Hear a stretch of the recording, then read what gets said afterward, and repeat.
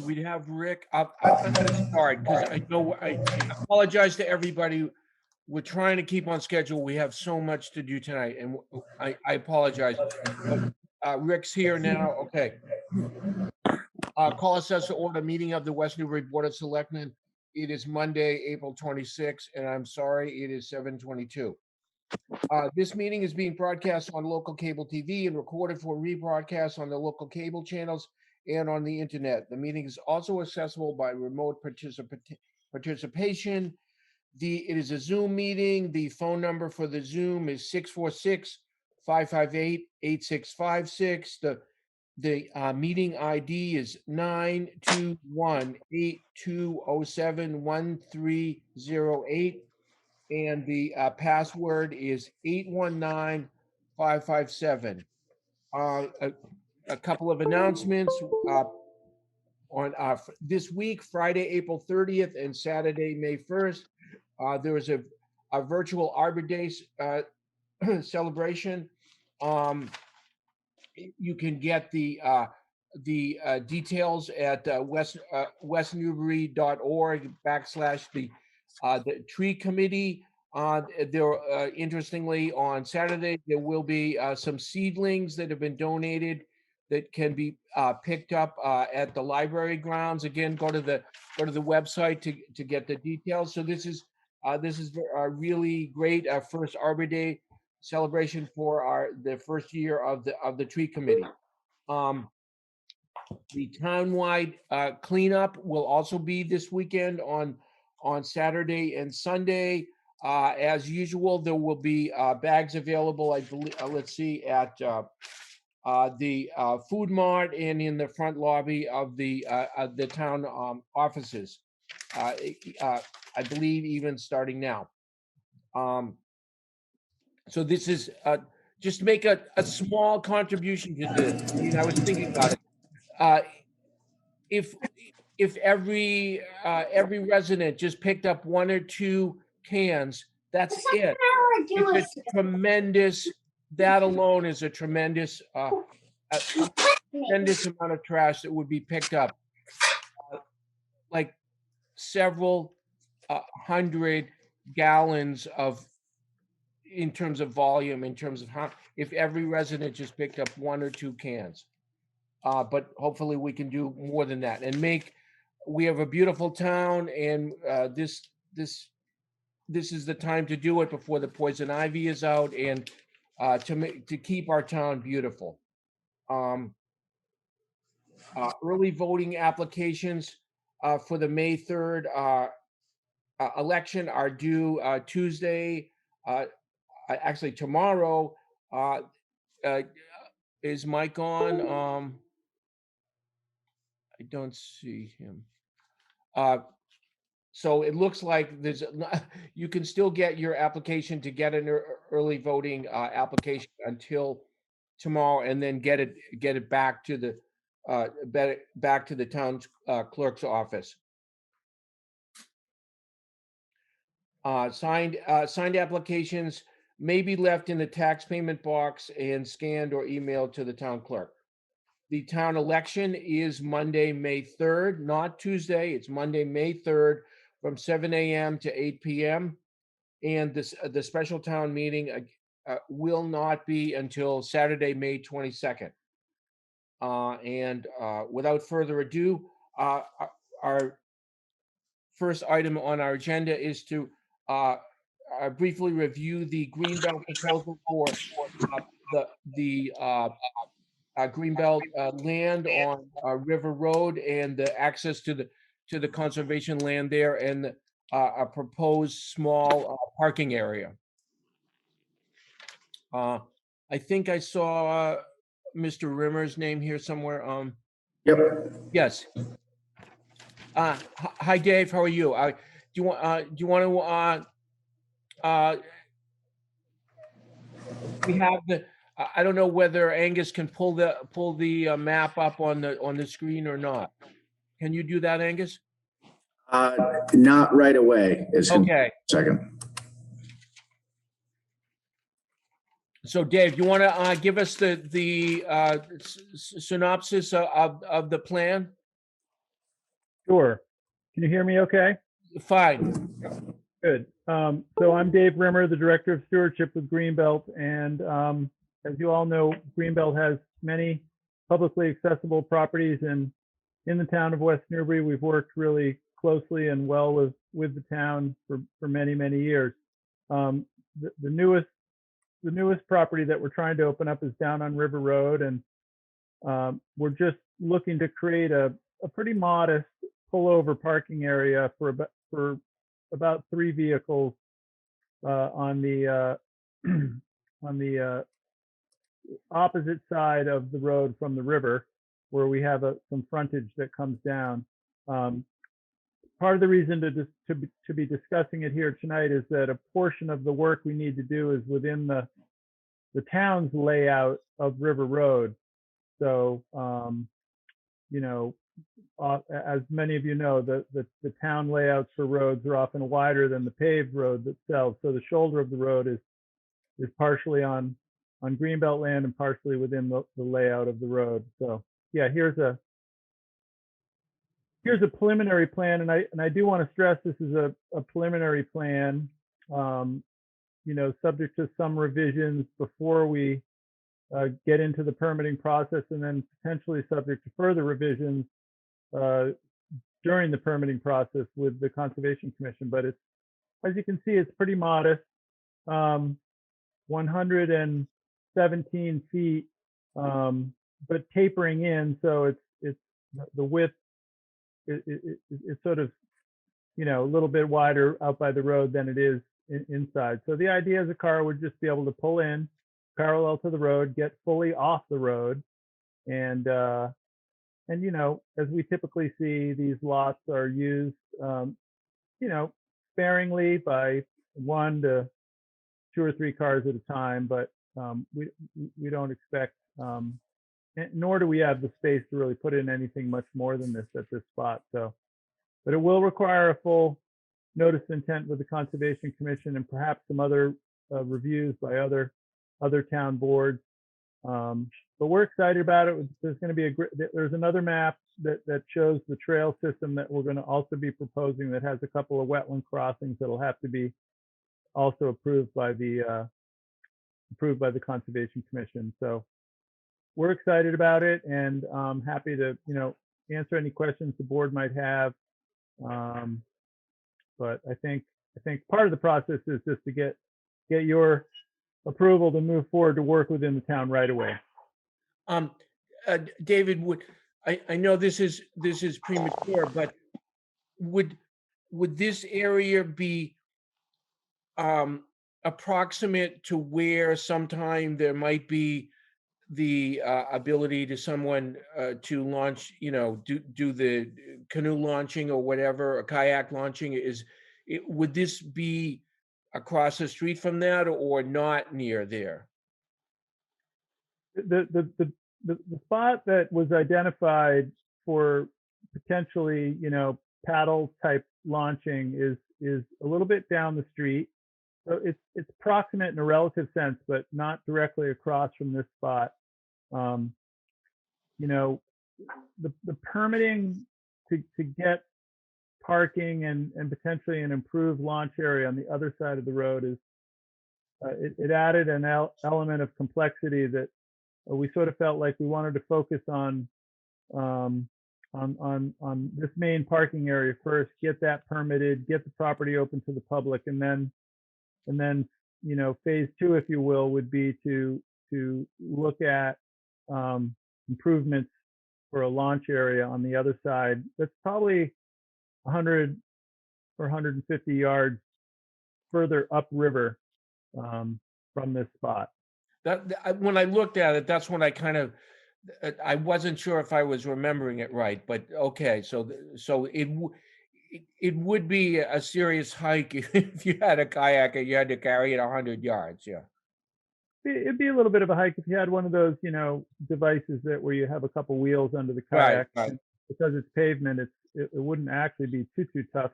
And honestly, there is probably space to pull a car over at the other spot. There's just, you know, it's a tricky launch area. There's a pretty surprisingly wide intertidal zone up that high up on the river, as many of you know. So at low tide, it's a tricky spot to launch anything, because you got to probably tromp, across 50 to 75 feet of mud flat. At high tide, it's a lot easier. So anyways, we think it has a lot of potential, but this is the only spot where we can get a trailhead to go up to the main part of the 30 acres of the property. Further down the road is the wetlands are such that you'd need hundreds and hundreds of feet of boardwalk and no chance of parking. It's really wet right up to the edge of the road down further. So this is our best attempt to get a reasonable yet modest parking area in. I took a look at it, David. I thought it looked pretty good. I mean, obviously it's right at the trailhead, and I mean, I had no objections to it. And it's unfortunate that it isn't closer to where you might later be able to hope to be able to launch a boat. But I guess we'll cross that bridge when we get to it. Yeah, and further down where we might hopefully create this launch area, where there is potential for parking, there is a large, beautiful new utility pole right on the edge of the road that complicates parking in that area just a little bit. Because as you'll remember, we have these sort of two areas of frontage on this property. We don't own the entire frontage along the way. It's sort of like two legs of a chair coming down to the road. So we have a spot here and then a spot further down where we might do the launch ramp. So we might be able to improve parking down there, but I think it's still, it's not impossibly far from this spot to get down to the other spot. This is Glenn. I have no objections, just as long as we work in concert with Wayne from DPW, since it is going to be the town stuff, just to make sure that he's aware and all that kind of stuff. Yep. I don't know, Angus, if Wayne has had a chance to look at the plan. I don't know if he's on the call tonight, but I know that he is meant to be looped into this. Yeah, it's been provided to him, and he would be the permit granting authority under the street opening bylaw, which is one of the permits that this would need. Okay. And just so people understand this, there will be full public hearings on this with the Conservation Commission as well. So you go all the way down to not the last chance to comment. Portland Lane thing. Angus, do we need to actually have a formal motion on this or no? Hold on, I gotta mute. We're getting some sound coming in. It's tough with the screen share to also see where the sound is coming in. So, but yeah, so Archie, part of the purpose of tonight's meeting is where the parking would be filed with the Concom.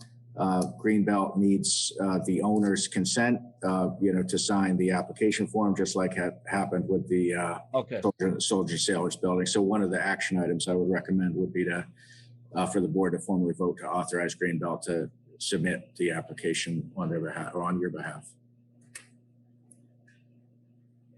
So moved. No second. Further discussion? All in favor? Archibald, aye. Parker, aye.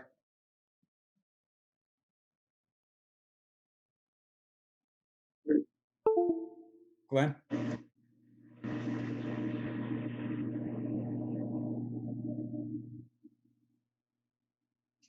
Glenn? We'll take that as a yes.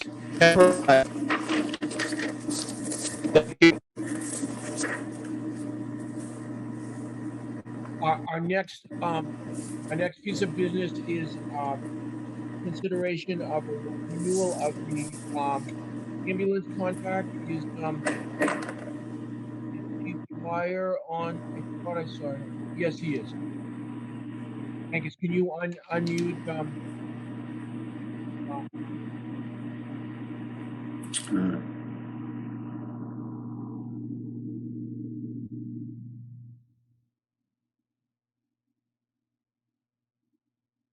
Okay. Can you hear me now? Yeah, I think so, Glenn. We can hear you. Yeah, We Mike get all the Clark, feedback from it.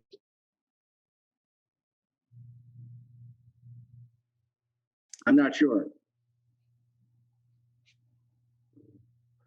So Dwyer was on, but then his name dropped off. But we do have representatives here from Cataldo.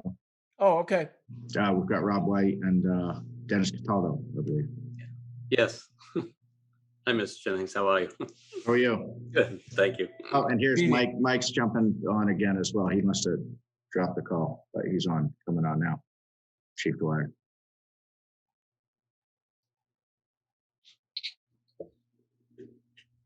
I guess it would start off with Mike. What has been, you're sort of the intermediary. What has been the vibe related to Cataldo service? Have things been running smoothly, or as the selectman, we haven't had any, as far as I know, any issues.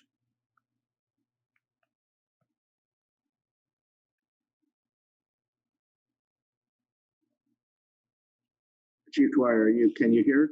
Are you there?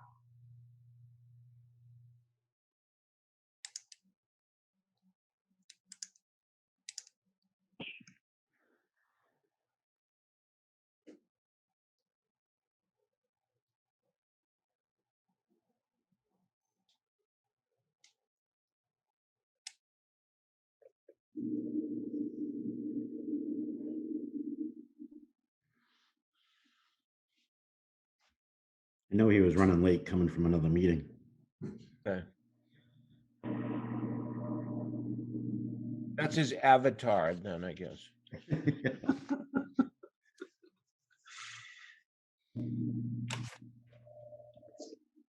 Can you hear me? It's Glenn. Okay. Go ahead, Glenn.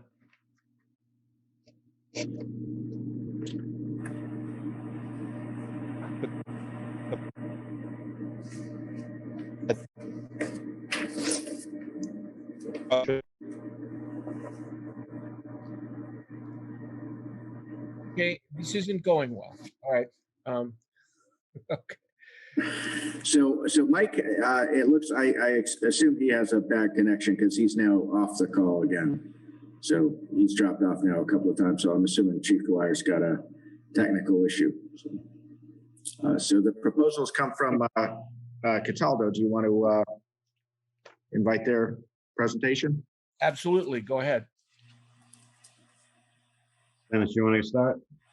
Sure, Rob. Thank you. So good evening, gentlemen and ladies, and Mr. Jennings and members of the board. So great to be with you tonight. Of course, it would be much better to be in West Newbury in person than over this somewhat scattered connection. But all in all, Rob, being joined by Rob White, who's our Director of Operations for Atlantic Ambulance. So you know that we've been in the community now for a number of years, going back to, I believe, 2012. I've got a lot of experience servicing West Newbury, work very closely with Chief Dwyer. I know that Rob is in contact with him on a regular basis. We provide,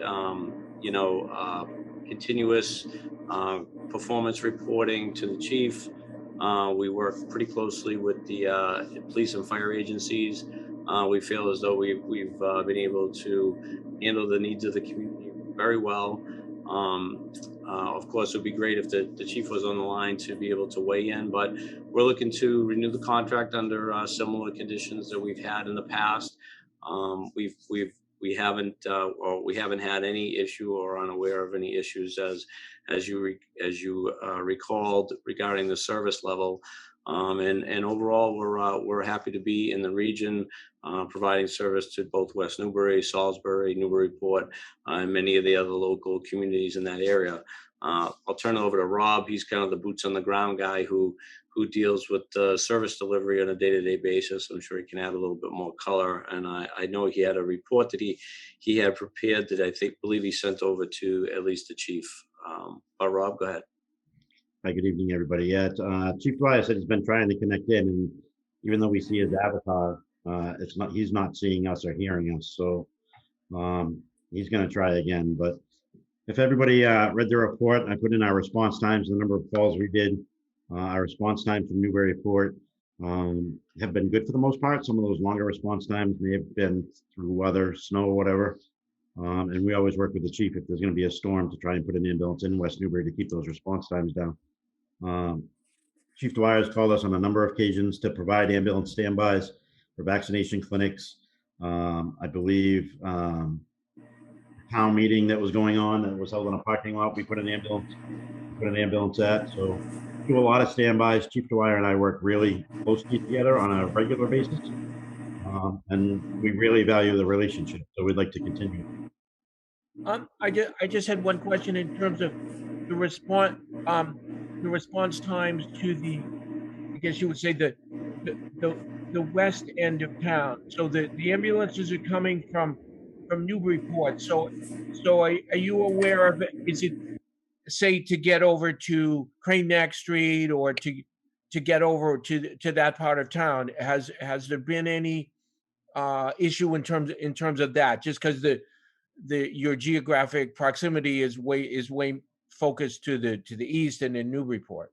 Right. So Crane Neck, that's about a 12-minute response, depending on where the truck's coming from. A lot of times our trucks are on the air because they might be, up on Story Ave or over by the hospital. So that reduces their response times a lot. We tend to keep them on the air during the day so that they have better response times to West Newbury and to Salisbury. So the closest truck is always sent. We're actually changing our base location. It's going to put us a little bit closer, not a ton closer, but we're going a little bit further up on Graff Road rather than Parker Street. So if you're familiar with where we are now, we're on Boston Way, which is down off of Parker. We got to come up Parker to Graff, kind of fight some of that train traffic. We're moving over to 18 Graff in the middle of May, which will put us just a little bit closer to West Newbury. So I expect that, we might be able to shave a couple minutes off that response time. But yeah, Crane Neck can be challenging, but that can be challenging for really anybody that's going down there. Again, it all depends. I looked at some response times for Crane Neck. Some of them are 12 minutes, some of them were 8 minutes. And that's just because maybe the truck was already sitting in town because they just cleared another call. But some of those response times are actually really good. Okay. I'm looking out for you.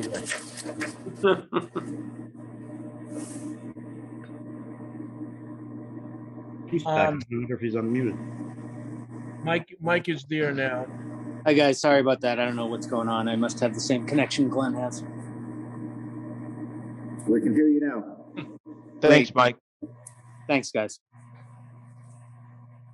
So, Michael, we just wanted a couple of sentences, whether how you felt the service has been in the last couple of years, any deterioration in response times or, anything like that.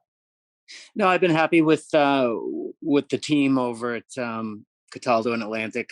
Any of the issues we've had have been brought directly to my attention immediately. We've been able to work through any concerns that we've had. I heard a little bit of Rob's comments about the response time, and that can be a challenge depending on the day and the location in town. We've been utilizing mutual aid as well. If they're unavailable or if they're going to have any sort of extended response time, we utilize additional mutual aid ambulances from either Merrimack or Georgetown or Newbury. That's been a great big help to us. They've also been really helpful with staffing when we were doing our Page School vaccination clinics. That was service that they provided to us in the town for no charge, which I commend them for. And anything for support to the town in a non-emergency fashion has also been given to us whenever we ask. So I think that's important for you guys to consider. I'm curious, Rob, have you seen, how did the, of course, it's been out for 2 or 3 years now, but the bridge on Middle Street, does that impact you at all? Did you ever use that bridge prior to it being closed? Really, truthfully, the only people that really affected was Georgetown. We weren't really going over that bridge that often, unless we needed to cut over to Georgetown. I know that slowed our response times to Georgetown a little bit when they call us at nighttime for ALS. But I don't think it really affected too much in West Newbury. Do you, Mike? No, I didn't notice anything. I think we planned for workaround ahead of time. Yeah.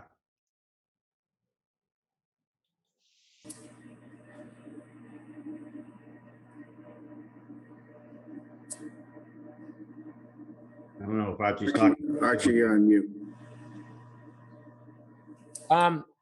In the interest of keeping getting everything going, everything seems unchanged, and we've had a good experience. So, Rick, do you want to make a motion or? Yeah, I'd move that we, renew the contract.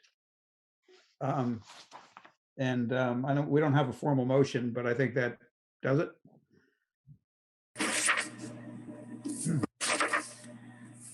So you have the draft contract in front of you. I would, the motion would be as outlined in the contract beginning on page 8 of the Okay. selectmen's, agenda. So that would be for fiscal years 22, 23, and 24 as specified in the draft contract in front of you. Okay, yeah, I've got that now, sorry.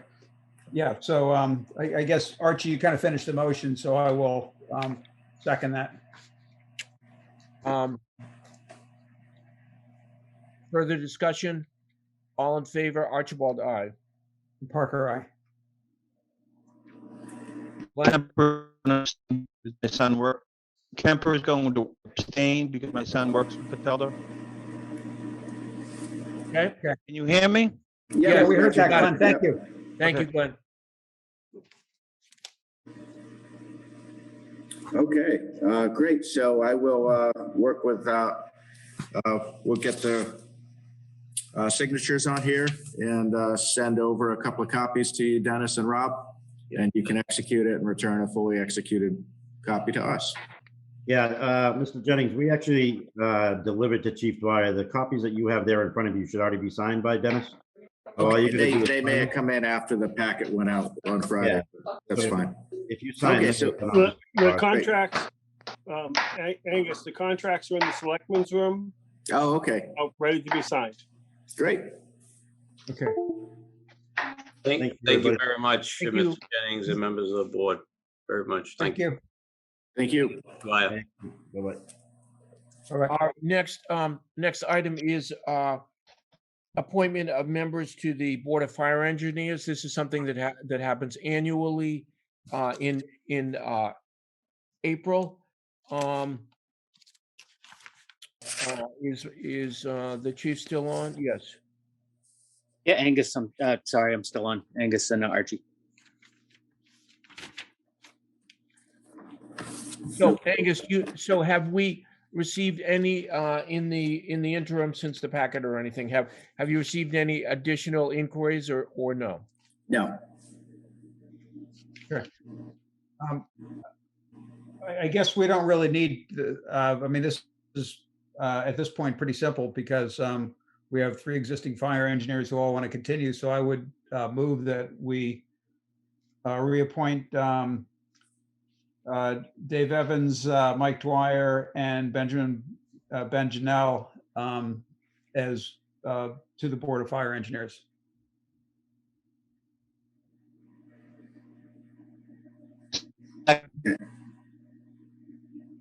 Glenn, you're muted.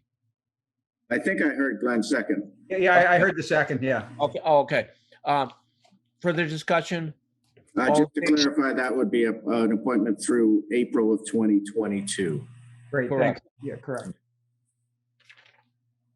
All in favor? Archibald, aye. Parker, aye. Okay. Our next item is a review of possibly revising the planned FY22 police budget. The Oh, sorry, Archie, the next one's actually the personnel policy bereavement leave. Oh, I'm sorry. Okay. Small print. I apologize. Okay, you're right. So just to summarize the proposal before that the board referred to hearing would change it would standardize the approval for taking bereavement leave to be the town manager rather than the department manager, just for consistency. And the proposal would also expand the type of immediate family that would be eligible for bereavement leave to include grandparents, grandchildren, step-parents, step-siblings, step-children, parents-in-law, and siblings-in-law. And so the proposal has been posted for the required amount of time and circulated to all staff for at least 10 days. And the comments that we didn't actually receive comments on the proposal, but I did include for your reference two pretty recent requests that had come in for bereavement leave, interestingly from people who had no knowledge that this proposal was already at that time in the works. So one of the things I would ask the board to consider, in addition to the proposed language in front of you, is whether, if you do approve it, you would be comfortable retroactively authorizing the bereavement leave in these two instances, because in both cases, people took time off, not knowing if it would count or not, but they did take the time to go to the funerals. I think that's reasonable. How far are we talking? So one of the requests came in on March 11th of this year. The other came in on April 2nd, or March 30th of last year, March 29th Of of 2021. Of last month, yeah, okay. So you're saying Not last year, Angus. No, yeah, this year. Both were this calendar year. Yeah, Okay. both in March. the request came in after these broke off. No, the request came in before each of the two employees took the day off. Not knowing if this was covered by the bereavement policy. So in both cases, they were advised that it's not covered under the policy as it exists. But as it so happens, at that point, there was already a proposal coming forward that would expand the bereavement leave. So if it's approved, that's where my second request is, would you want to apply it to those two staff members? Angus, what was the date again of the oldest one, the farthest back? It was when in March? March 11th. Yeah, okay. And that was a father-in-law who passed away. yeah, okay. So that was prior to us actually proposing these changes. Formally, yes, but yeah, But they were in discussion. correct. Yeah, okay. And expanding it, other than being, I don't know. So whatever. I mean, why are we doing this?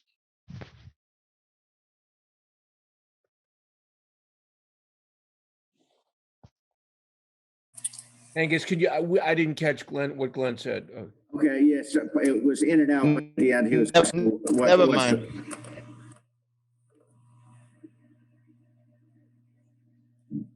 I mean, I think the board's intent, and I mean, the board referred it to hearing, so I guess I could ask you that. Although I think Glenn, that might have been a meeting that you might not have been at, but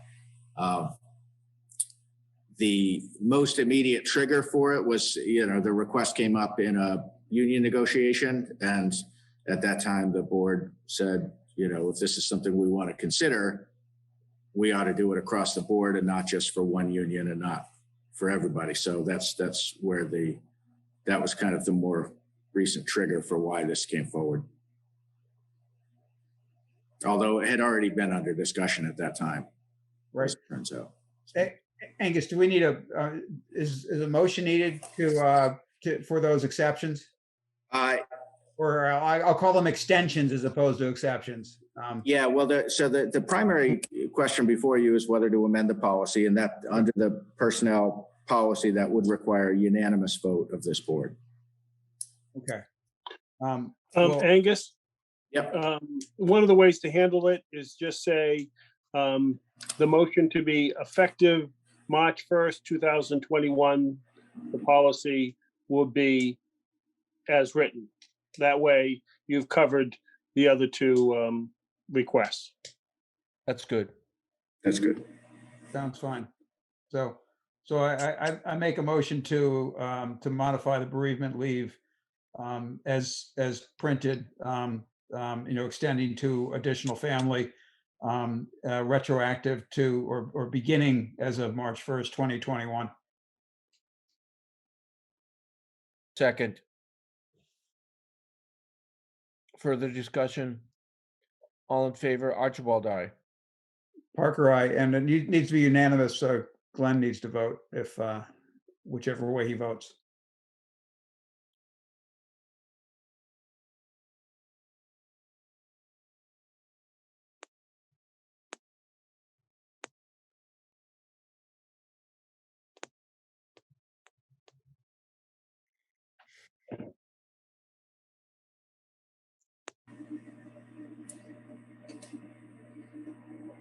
Glenn, you're out there.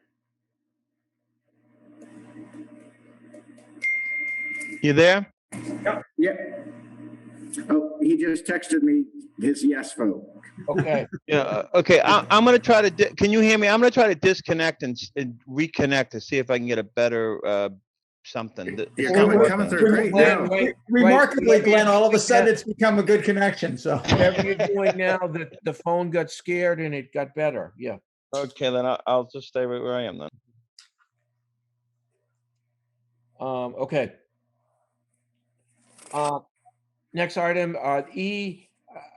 The legislature passed and the governor just signed a police reform law. The ramifications are still and requirements of it are still being still up in the air, still being formulated. But the take-home messages for at least in terms of how it's going to affect West Newbury is reserve officers are going to have additional training, which ultimately is a good thing.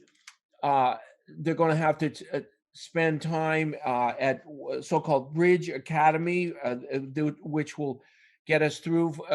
People that go to that will be okay when the requirement for academy training will be mandatory for everybody after 3 years. So this is going to entail additional costs to the police department due to less people being available, training costs, and so forth. So yeah, in the interest of time, the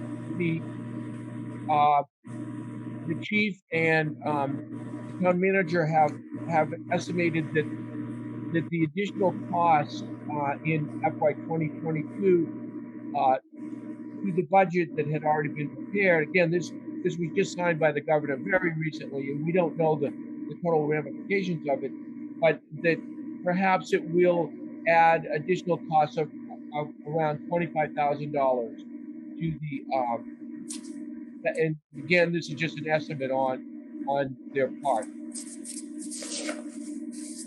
So Angus, Angus or Chief, further comments? I think, unfortunately, as Archie said, we don't know all the ramifications yet. We just got the post commission seated about 3 weeks ago, and then the latest memo that went out on March 26th, it says in the weeks and months ahead, they're going to try to get this training down the way they want it.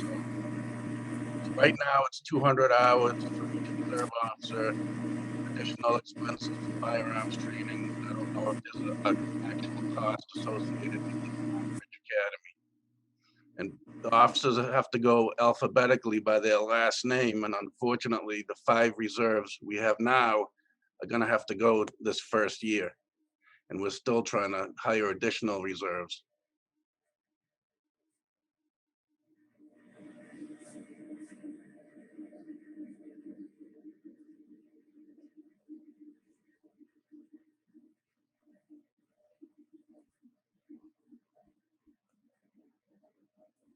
So Angus, any financial comments that you need to make?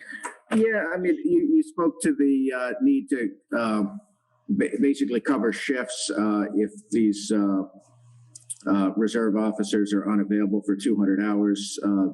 They're not going to be available to cover shifts, and that can be expected to unfortunately drive some amount of overtime if those shifts end up getting covered with full-time officers. The other thing that we've talked about, leading up to this proposal is whether we feel the town ought to pay reserve officers under our employment to go to the training, and we felt pretty strongly that we should.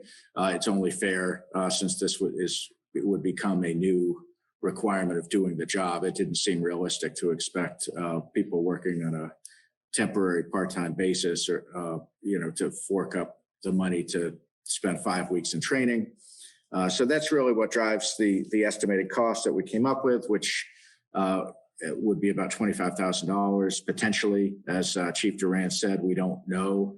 There's a lot of variables, and one thing that has not been announced is what the tuition, if any, would be to attend this academy. So I just want to be clear, the estimate we've prepared does not carry anything for tuition. If there is tuition and if it's something we can absorb within the operating budget, that's what we'll do. But if it ends up being more significant than something, if it's something we can't absorb there, even with this increase, we may still need to go to the Finance Committee for a reserve fund transfer. So I wanted to make that point so that if that does happen, it's not a surprise.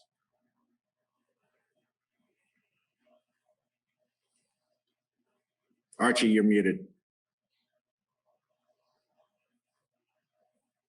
I would make a motion to change the recommended budget for the police department for FY22 under so would that be under personnel or the operating, or how do we want to handle that, Angus? Well, the basis of the estimate is salary and wages. So I would think the police salary and wages line. Okay. So, and add 25,000 to that. Second, Discussion? All in favor? Archibald, aye. Kemper, aye. Parker, aye. Thank you.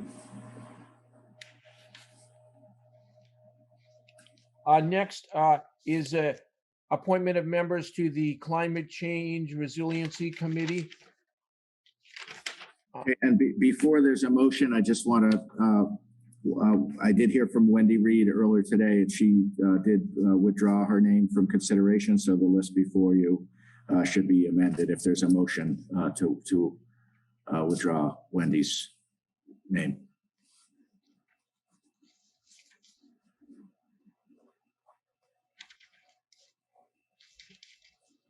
I would make a motion to appoint Elisa Grammer, Elizabeth Callahan, Richard Parker, Patricia Reeser, Arthur Wallace, Nancy Powell, and Thomas Craig to the Climate Change Resiliency Committee with a appointment through June 30th, 2022. Second, Further discussion? All in favor? Archibald, aye. Kemper, aye. Rick, you're on mute. Rick, we didn't hear you. Yeah. Parker abstained because I'm a member of the committee.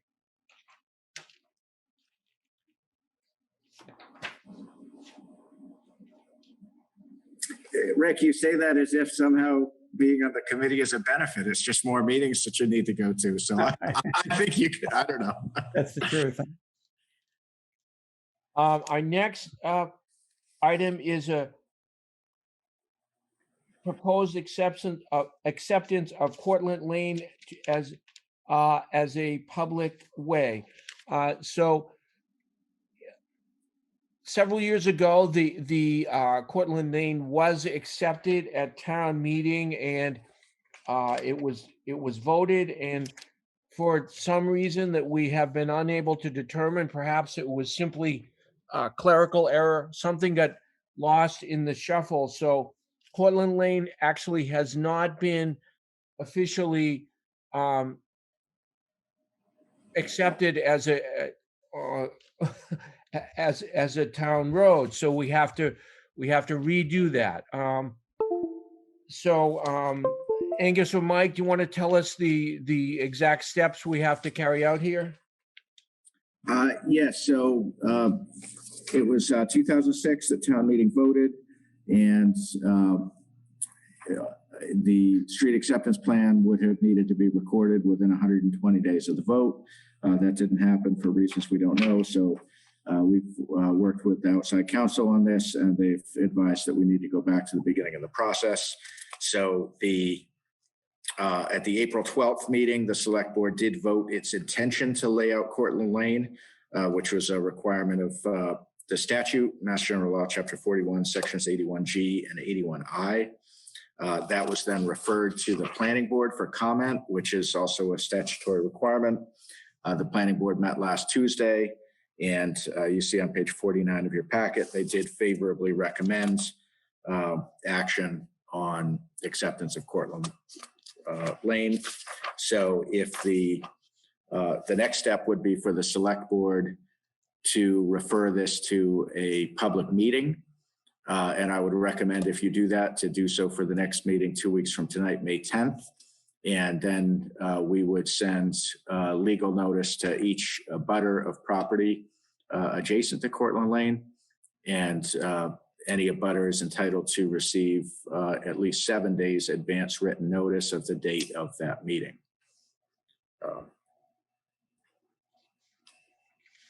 Would we be sending it to the people on Cortlandt Lane too, or just the abutters? Well, just the people on Cortlandt Lane would be the abutters to the layout.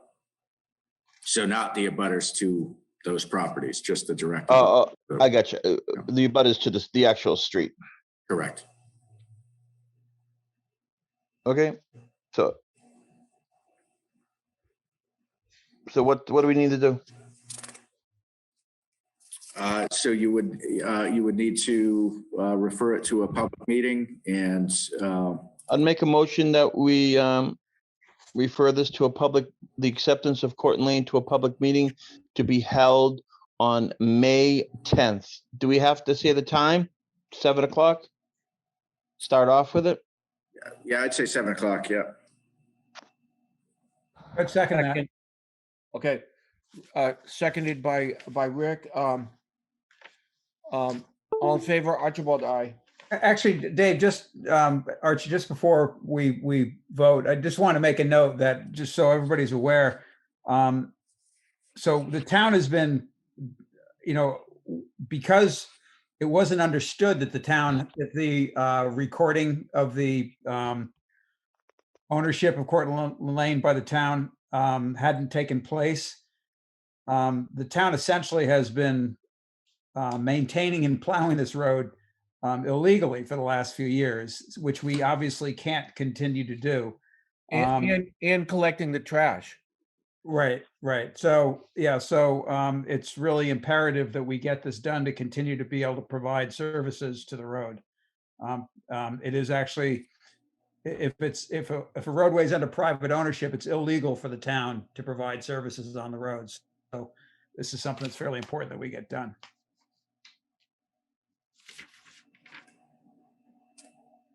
So all in favor? Aye.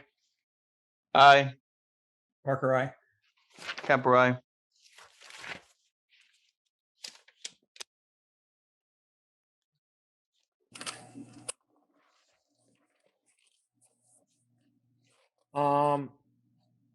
Next item, review of the budget as recommended by the FinCom. Glenn or Rick, any comments about the budget as recommended? It's essentially very, very small changes, so I don't, I personally didn't have any comments. Yep, no, I had no issues with it. There's a lot there to go through, a lot of lines. No, I have none either. They were small and I didn't oppose. So there's just the one item you had already just a couple of minutes ago taken up, the recommended police budget change. And I think as a finance committee, some notice that that would be considered tonight. And so they would be asked at their meeting tomorrow night to either recommend or not recommend that change. The other recent potential change that you may want to recommend is regarding the assessing budget in order to restore the wage to full-time at the previously budgeted level rather than the reduced budgeted level. I recognize this is in a public meeting right at the moment, Angus, and it's a personnel issue, but what is your personal feeling right now? Do you recommend that we make that change? I do. Okay. So moved. Second. Just to be, and I know this is in your packet, but the motion would be to add $11,581 to the salary and wage budget line for the FY22 assessing budget. Correct. That is correct, yes. Yeah. All in favor? Archibald, aye. Kemper, aye. And Parker, aye. Thank you. Okay, now we've got a few annual and special warrant, town meeting warrant items that we had not yet made a determination on. So let's go to the special town meeting articles. First, number 9 and 10. Let me find my pages. Page 61 of your packet. Okay.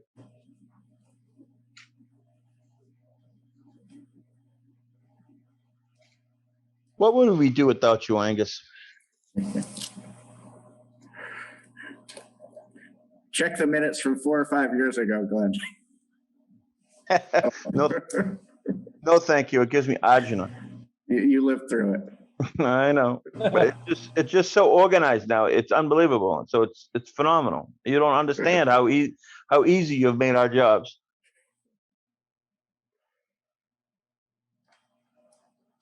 Okay, so Article 9 is to see if the town will vote to transfer from available funds the sum of $100,000 to fund unbudgeted costs associated with the operation and administration of the public health clinics to administer the COVID-19 vaccination or to take any other action thereto by request of the Board of Health.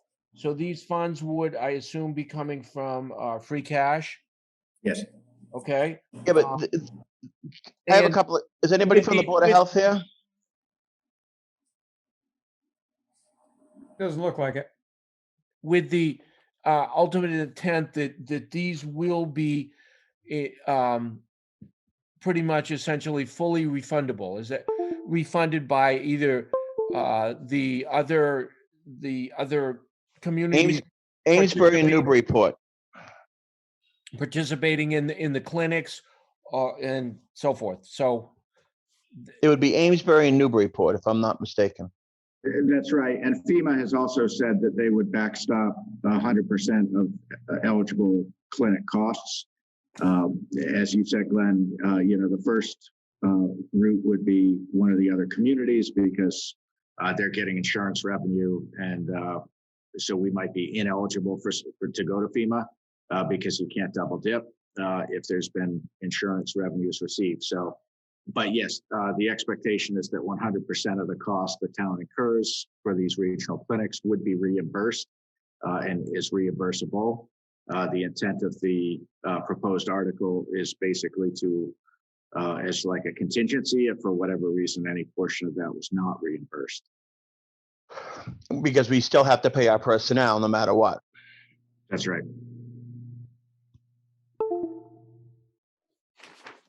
Okay, so did you read that for us to recommend? So I'd move that we would recommend that. That amount. Yeah. I'd second that. Further discussion? Hearing none, all in favor, Archibald, aye. Kemper, aye. Parker, aye. And that one had been approved already 5-0 by the FinCom. That's correct. Article 10, to see if the town will vote to transfer from available funds the sum of $90,000 to fund unbudgeted personnel costs or to take any action related thereto. So there are contract negotiations going on now and a wage claim going on at the moment, and all of these are unclear as to how they will affect the line items for these budget items. So we have to have a contingency in case what Angus had factored in for these three items it isn't covered by the regular line item. For example, if the contract negotiations are such that it costs more than what we had budgeted, we have to have a way of covering that for FY22. So that's what this is for. So I would make a motion that we would approve that that amount.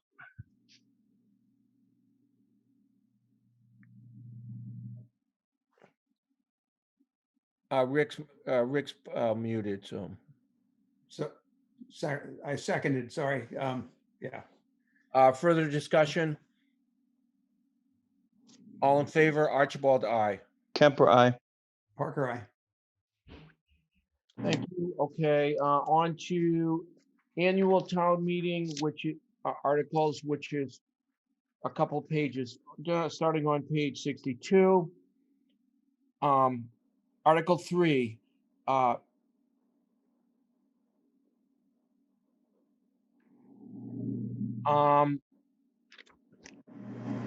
Angus, tell me, I have to say, we don't have any much info about this guy, one.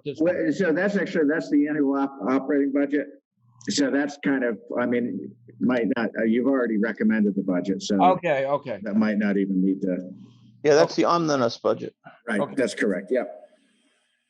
Article 4, we don't need to pass anything. We don't have to make any comment on that. We want to keep it on, but we don't have to put anything on that. The next item is Article 5, which is the new numbers that the Water Department has determined for their annual operating budget. Water Department revenue, the sum of 800, in anticipation of Water Department revenue, the sum of 863,000, of which $280,038 for salaries, $1,700 for water commissioner stipends, $47,248 for insurance, $339,399 for expenses, $124,068 for debt service, $20,000 for extraordinary and unforeseen expenses, and $52,896 for indirect costs. So this is for the Water Department budget for FY22. I would make a motion to approve said numbers. Second. Further discussion, all in favor? Archibald, aye. Kemper, aye. Rick, you muted.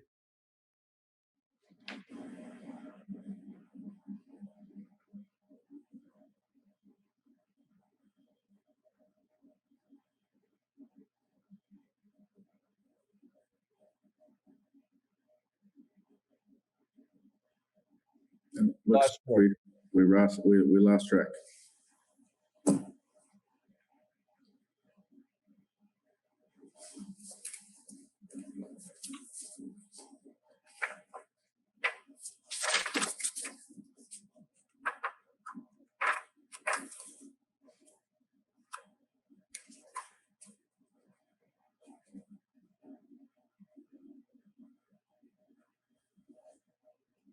I'm sorry, Archie, I lost my signal for a bit. This is a tough meeting for some reason. Okay, so we're voting on the Water Department annual operating budget, and Glenn and I voted in the affirmative. Okay, and I've read it through, so I will, yes, Okay. Article 6, to see if the town will vote to transfer from available funds the sum of 500,000 to be placed in the water stabilization account in order to fund capital expenditures for water-related projects. So this would be 500,000 that is in the Water Department free cash account at the moment, and would be available for capital expenditures for the Water Department, including debt service related to some of the big projects like the water tank project that is ongoing now. It could be used to potentially to pay the debt related to that if need be. So I make a motion to approve Article 6. second. Discussion. So it can be used for that, or is it going to be used for that? I don't think we can earmark it going in there, right? No, I don't think so. No, I know we can't.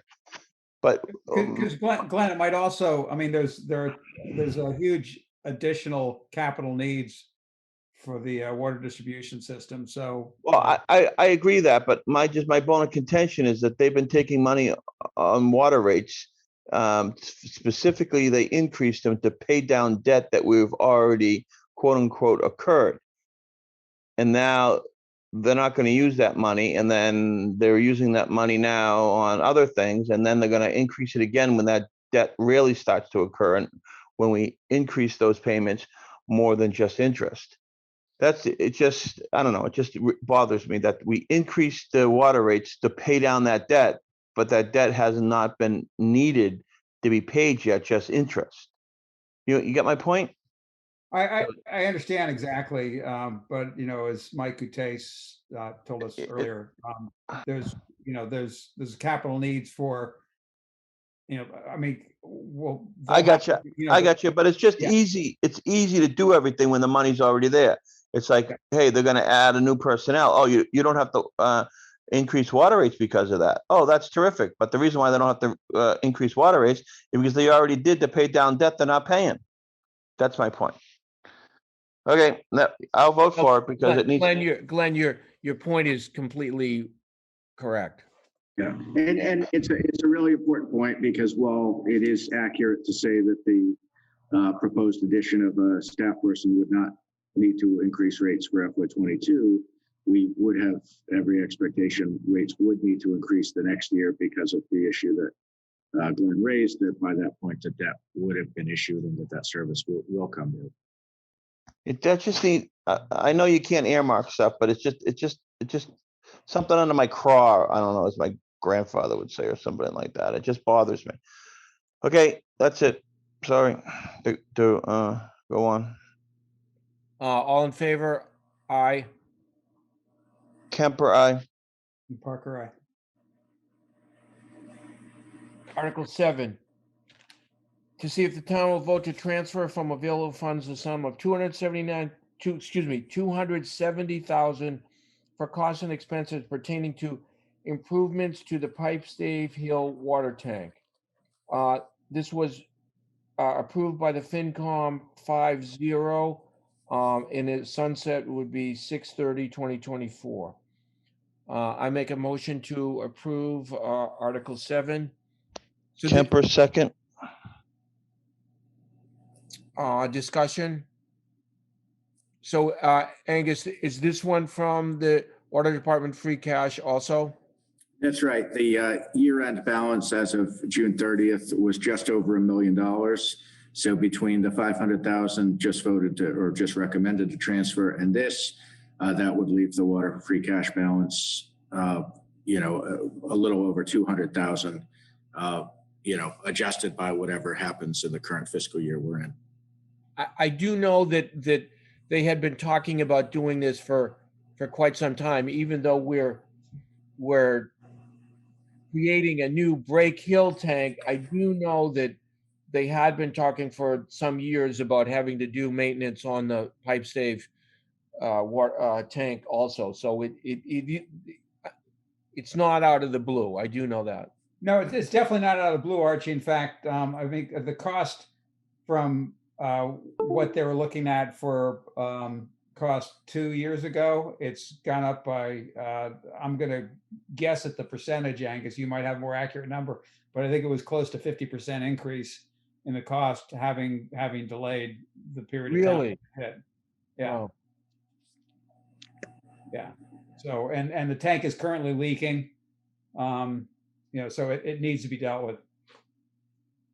So, And it can't be put off longer because it's just going to get more expensive and leak more.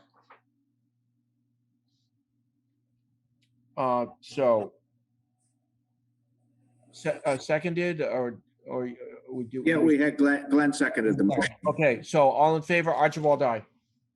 Kemper, aye. Parker, aye. Article 14.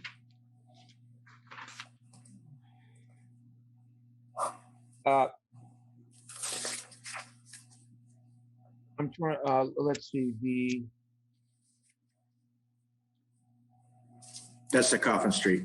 right, I know, I'm just trying to get you've got a lot of changes here, Angus. I'm just trying Oh, to get yeah. Yep. So, actual article would say. yeah, the actual article language is in the later draft of the warrant, because the earlier one was all annotated. So it's on page 86, Okay, and the narrative is on page 76.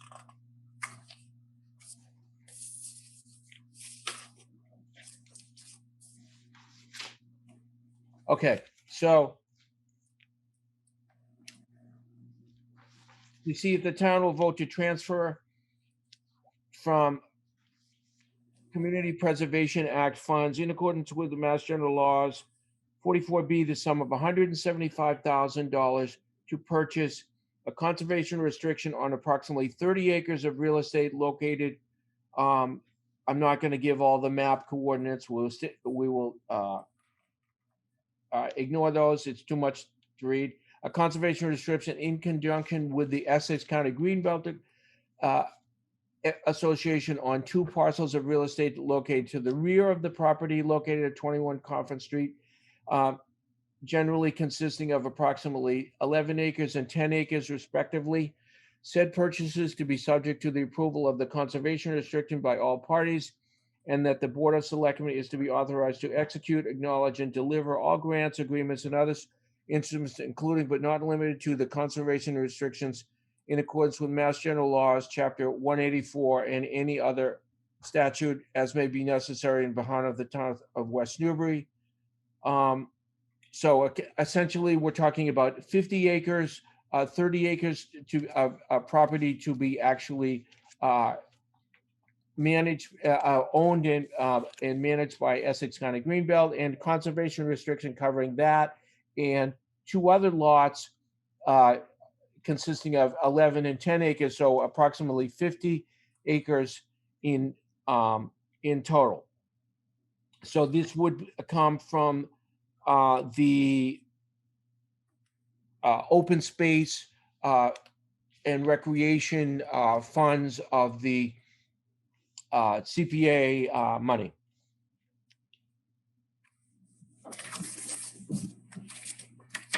And I would make a motion to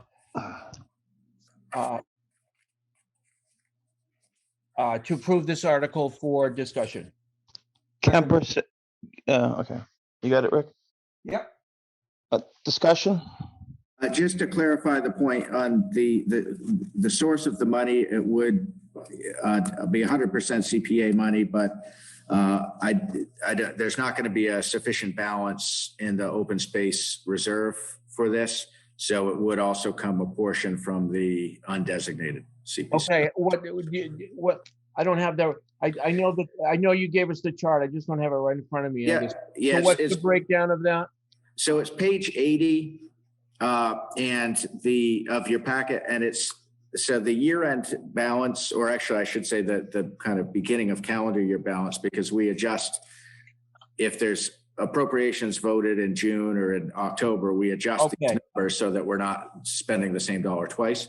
So the rough, the January 1st balance in CPC open space was just over 43,000. We estimate that we'll get about 57,000 as part of the FY22, which includes both what we raise and what we get for state match. So we think we'll have about 100,000 in there, which would leave about 75,000 coming from undesignated. But it's really important that we leave some flexibility in how the article is, or how the motion would be written, because it could be a greater amount or greater share coming from undesignated. But the total dollar amount that's been proposed by CPC is 175,000 of town match. And just so people know, the Greenbelt would be contributing 75,000 to this to the purchase of this, an additional 75,000 to this purchase. And managing it afterwards, if I'm not correct. Correct. Which is a lot. Okay, discussion. So part of this thing was parking.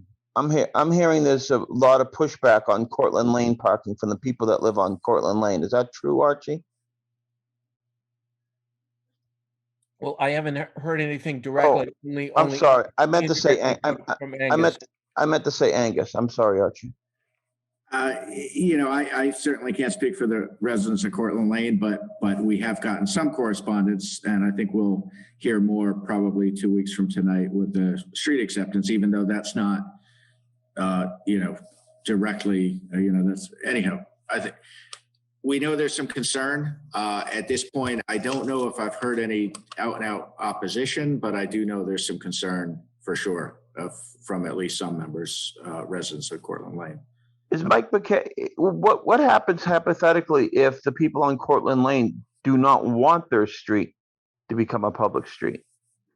Do they have a right to say no? Or, I mean, I know it's like I don't know if it's a condominium committee, but there is some type of neighborhood committee that's there. Is that not correct, Angus? The town has the authority to take the property by eminent domain.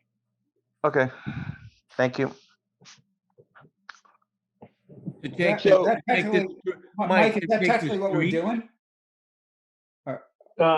You could do that or by deed, but yeah, you would take it by eminent domain. Mm-hmm. Why would we want to do that? Because that's how you would acquire title to it. Otherwise, you'd have to get a deed from the Applewood Farm Association Trust. Oh yeah, that's who. But I mean, then we wouldn't have to plow the street.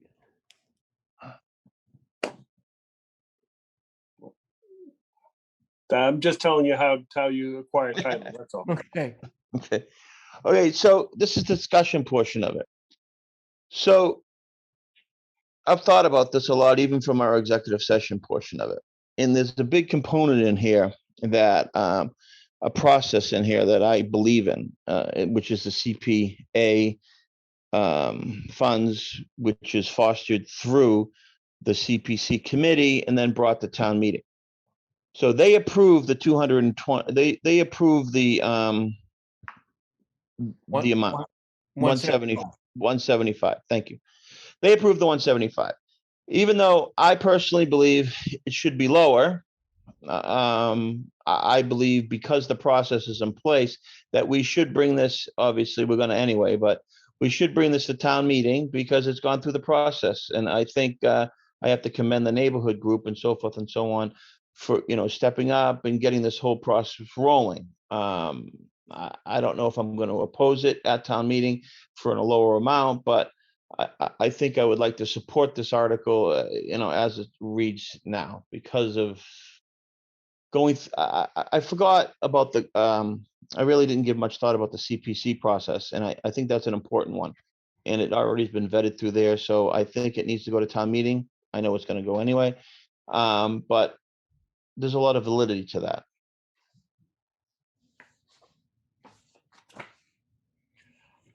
My comments are that I don't think the town we were brought into the process for determining the cost of this particular conservation restriction after the fact. We weren't part of the selectmen, or we're not just the selectmen, but the town was sort of given a number, and we weren't part of any negotiation to change that number. And no matter what we're doing, I take the fiduciary responsibility to, even with CPA money that is partially not from West Newbury taxpayers, but some of it is from West Newbury taxpayers. And I take it that we weren't part of the process to come up with the number that the town is spending. And if you think of the way that the town does business, we any kind of capital project, the town of any value, and this is certainly way over the limits, the town goes through a very, very complicated process of bidding items out. And I just felt that we were not part of the process of communicating how we felt about the price of this particular piece of property and the conservation restriction on that property. So especially on a property that is going to be problematic in its accessibility at the moment due to parking and just the physical layout of the property. It's still going to be a difficult one to be accessible by almost anybody. So I'm completely in favor of the town, the voters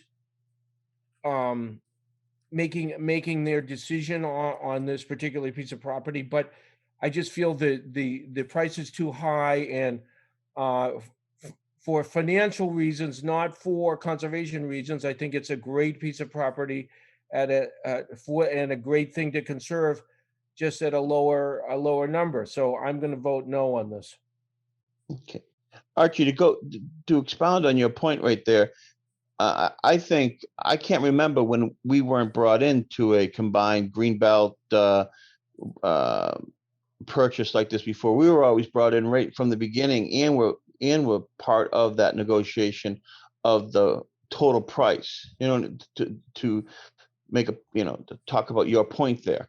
I think 9 out of 10 times we were always brought in the beginning when that first negotiation was for the total amount of the land. So it is unique that we were brought in at the end and just given a number.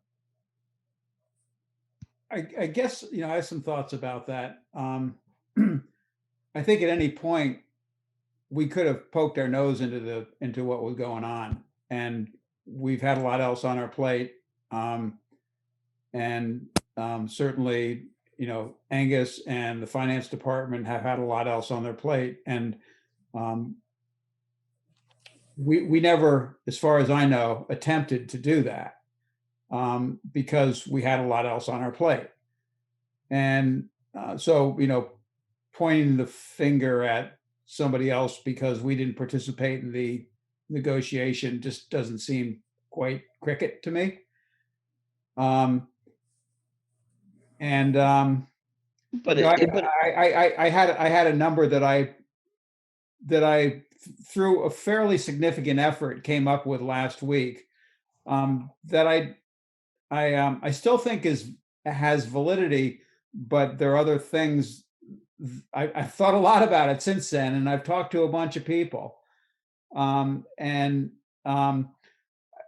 It's sort of funny. I just imagine what would have happened if 5 months ago, Chip Hall had gotten on the phone to somebody and had said, you know what, I want out of this. Can you get me $250,000 and it's done? You can have the land. It'll all be protected. Yeah, but we're not getting all the land. Hold on. We're not getting all the land. But Glenn, it would have all been protected. We would have snapped at that. We were all freaking out over what was happening. And, you know, I just, the more I thought about it, I give a tremendous amount of credit to the group that came together.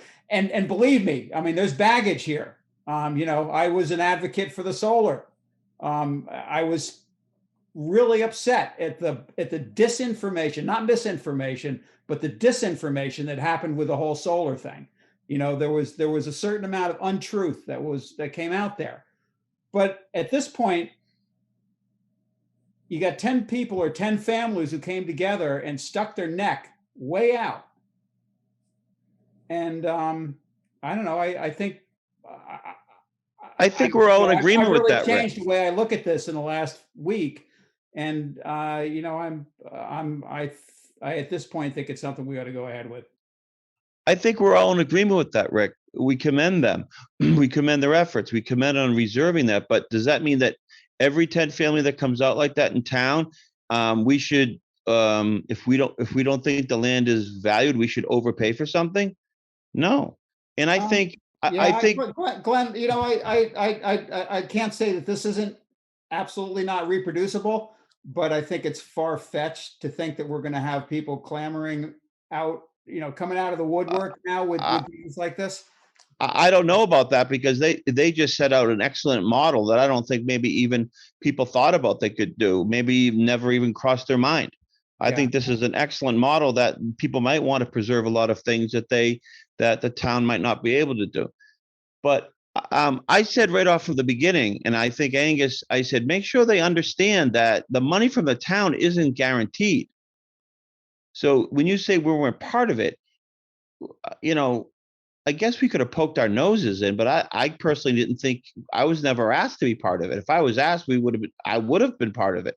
But one thing I made sure, and I think Angus can contest it, that even I said at these meetings, that make sure that they understand the town's portion or any money from the town is not going to be guaranteed.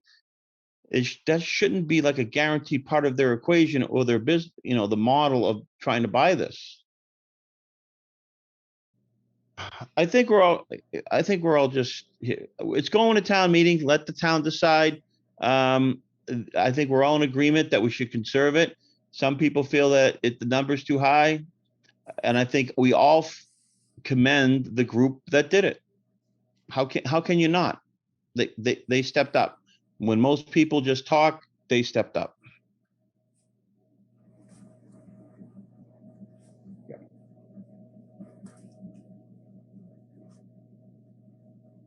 Okay, further discussion? Can we in the peanut gallery say something? Sure. You know, just I know there is this sentiment that the price is too high. I just want to remind you that in 2007, we bought the development rights and I think a CR on Chestnut Hill Farm. I believe, looking at the open space map, it's under 10 acres. You know what we paid? Anybody?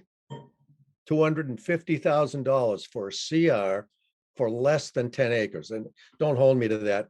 Chestnut Farm is 18.5 acres, but I don't know if all of that is under the conservation restriction. But I mean, when you think about that, and then what we're getting, 51 acres for $250,000, it's not a bargain, it's a steal. John, I mean, location.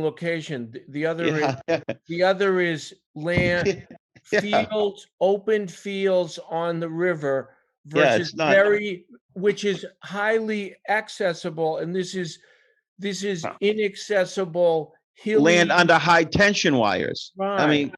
come on. I mean, it's not apples and apples Not there, the John. same. I understand your point, but it's not, that was a bad example. No, it wasn't. You're talking like developers. It's 3 times as much land conserved. All And that's- land isn't the same. Well, it isn't if you're valuing it like how many houses can I build on it? But, 51 acres is, 5 times what Chestnut Hill Farm was. I'm just looking at the present, the amount of land being preserved. I Okay, mean, that was my point. So, okay. No, I'll give you that. Okay.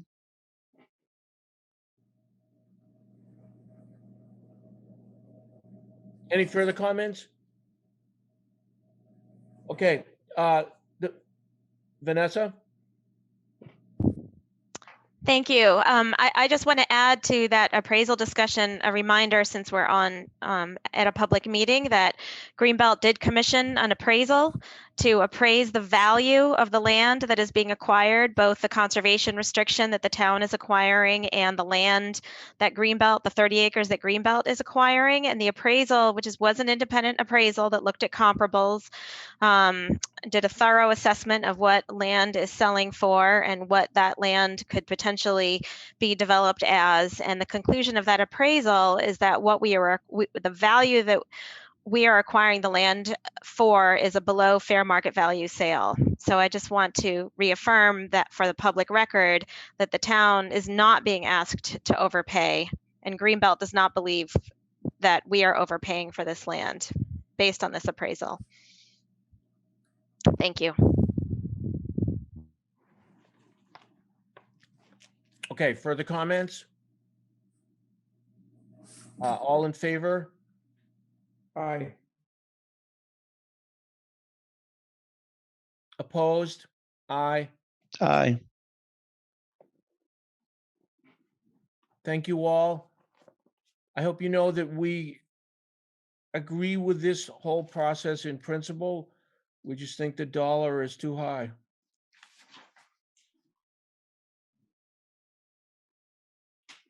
Really, do you have something different to add, Vanessa? I just have a procedural question. Go ahead. We do have, it looks like Rose Vatira has raised her hand. I'll defer to Vanessa and then I will ask my question. I'm just a procedural question. So if the selectmen vote no on the warrant and tomorrow night the FinCom votes no, does that mean the warrant article does not go forward to a town meeting vote? No, it still goes forward. Yeah. These are only recommendation. We recommend it or we don't. It goes forward. CPA voted, the CPC voted for it to go forward. Is there a number at which the selectmen would be comfortable voting to recommend the article? And would that be a change that the selectmen would propose on the town meeting floor, or is the only option to go forward with a no vote? No, that number can be, Mike McCarron, if I'm not mistaken, that number can be down, right? In the motion, somebody can make a Right. motion for a lesser amount. It just can't be higher. Okay, thank you. There are a couple of options, actually, is that in the event the higher number, let's suppose the original motion had the higher number, but it was voted down. At some point during town meeting, someone could move for reconsideration at a lower number, which might pass.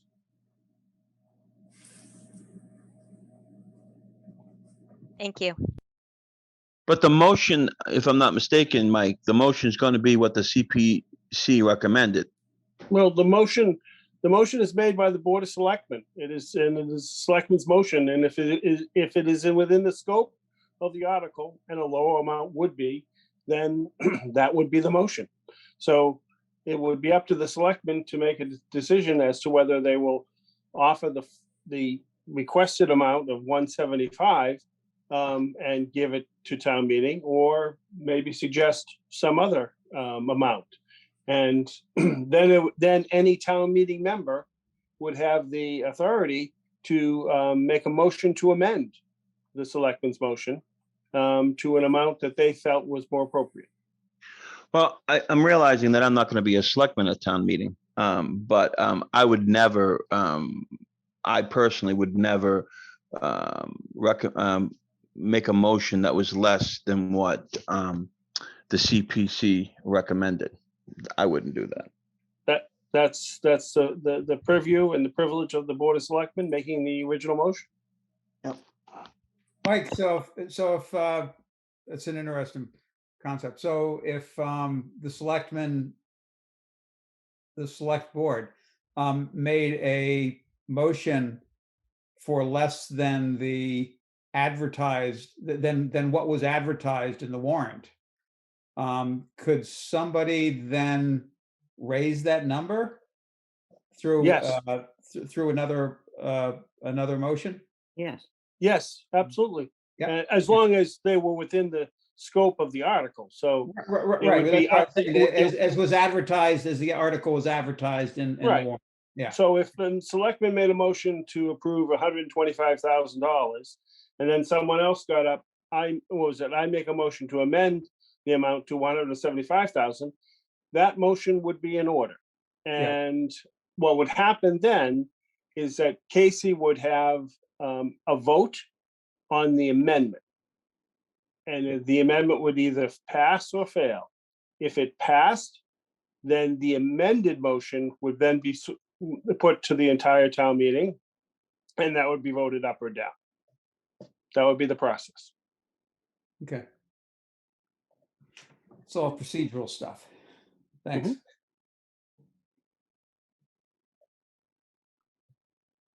I have a question. How binding is this purchase and sale agreement between the Greenbelt and the town? And was the town council involved in developing this agreement? Purchase and sale agreement is between Greenbelt and the LLC. The town is not a party to the purchase and sale agreement. Okay. Okay. And so, so somebody must have represented the town in order to have determined that the CPA funding contribution would be $175,000. You would have needed to. Is it the Open Space Committee? Is it the Conservation Committee? What was the town entity that that participated in this purchase and sale agreement? There's no town entity that participated in the purchase and sale agreement. The Open Space Committee co-sponsored the CPA application with Greenbelt. And I'd like to add that Vanessa asked us if we thought the 175 was fair and if we thought the $250,000 purchase price was fair. And we agreed and we voted unanimously to support the CPA request. So the request of the CPA was through a granting process, is that right? It's an application process. Yeah. It's an application for funding from the CPA. That's correct. That's correct? So that's like a grant. And who has the authority to approve the grant application? Anybody can make anyone can make a application to the CPC.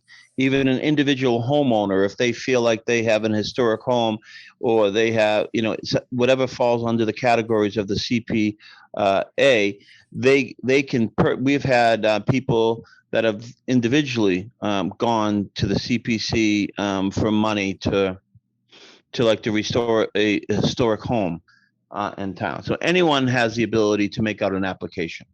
Okay, and the CPA has the authority to grant that request, that financial request? It's the CPC. It's the CPC. It's CPA. It's CPA funds. It's the CPC. It's a committee, and they look at it and they make an approval to to bring it to town meeting. Town meeting is the one that approves the money. They just look at it and see if it's eligible, and if it's eligible for CPA funds, and it fits all the criteria and the benchmarks, and then they say yes or no to it, and then they send it to the town meeting for vote. So in this case, the CPC thought it was an appropriate application and granted them the funding. No funding. Town meeting approved their request, Correct. request under the condition of presenting it Yeah. to town. So when the CPC gets applications for funding from individuals or entities, does that typically go through the Board of Selectmen first? No. Okay, all right, so with your concern earlier in this meeting that the Board of Selectmen had not been involved in this process was not atypical. If the CPC funds then are approved under the condition of being voted by the town, then I'm hearing that it was not necessarily necessary for it to be presented to the selectmen for approval. So your concern about being out Correct. of the loop doesn't seem to me to be very valid. Okay.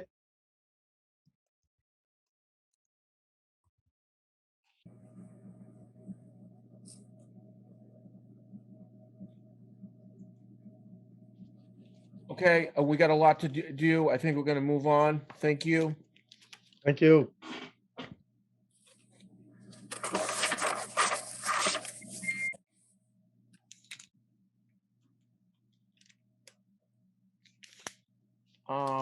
I thought we had already done this, but so we don't have, so we have to revote the warrants. Yeah, just the ones that you had a couple of items ago were all annotated based on the April 14th draft. So the April 22nd draft that you have in front of you has the updated language and all of that. So they're substantially similar, but Article 14 had changed and we got rid of some decimal points, that kind of thing. Just housekeeping. Okay, so I want to make a motion on item K.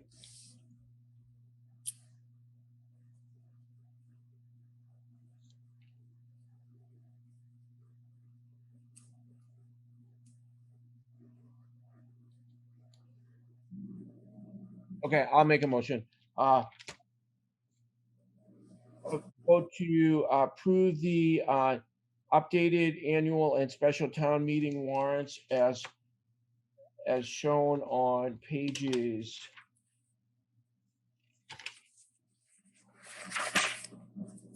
84, 85, and 81 through 83.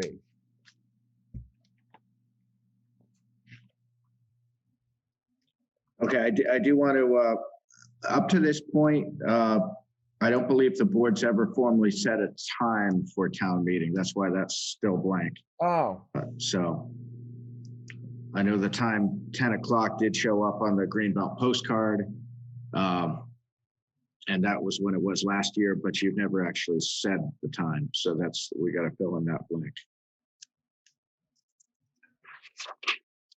Is that totally within the purview of the select board, or Yes. does Yep. the town Yeah. moderator come into that? Okay. No, not totally Okay. your purview. Okay. So let's do 10 o'clock then, Yeah, that sounds like a good time. especially if they've already sent out flyers and stuff. Yeah. And we've worked. Yeah, let's do And we'll all be out of bed by then, right? it. I'm not gonna be. You might. Okay. Inserting on page 81 and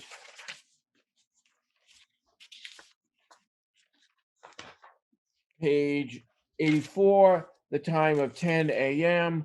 I make a motion to approve the special and annual town meeting warrants as printed on the said pages.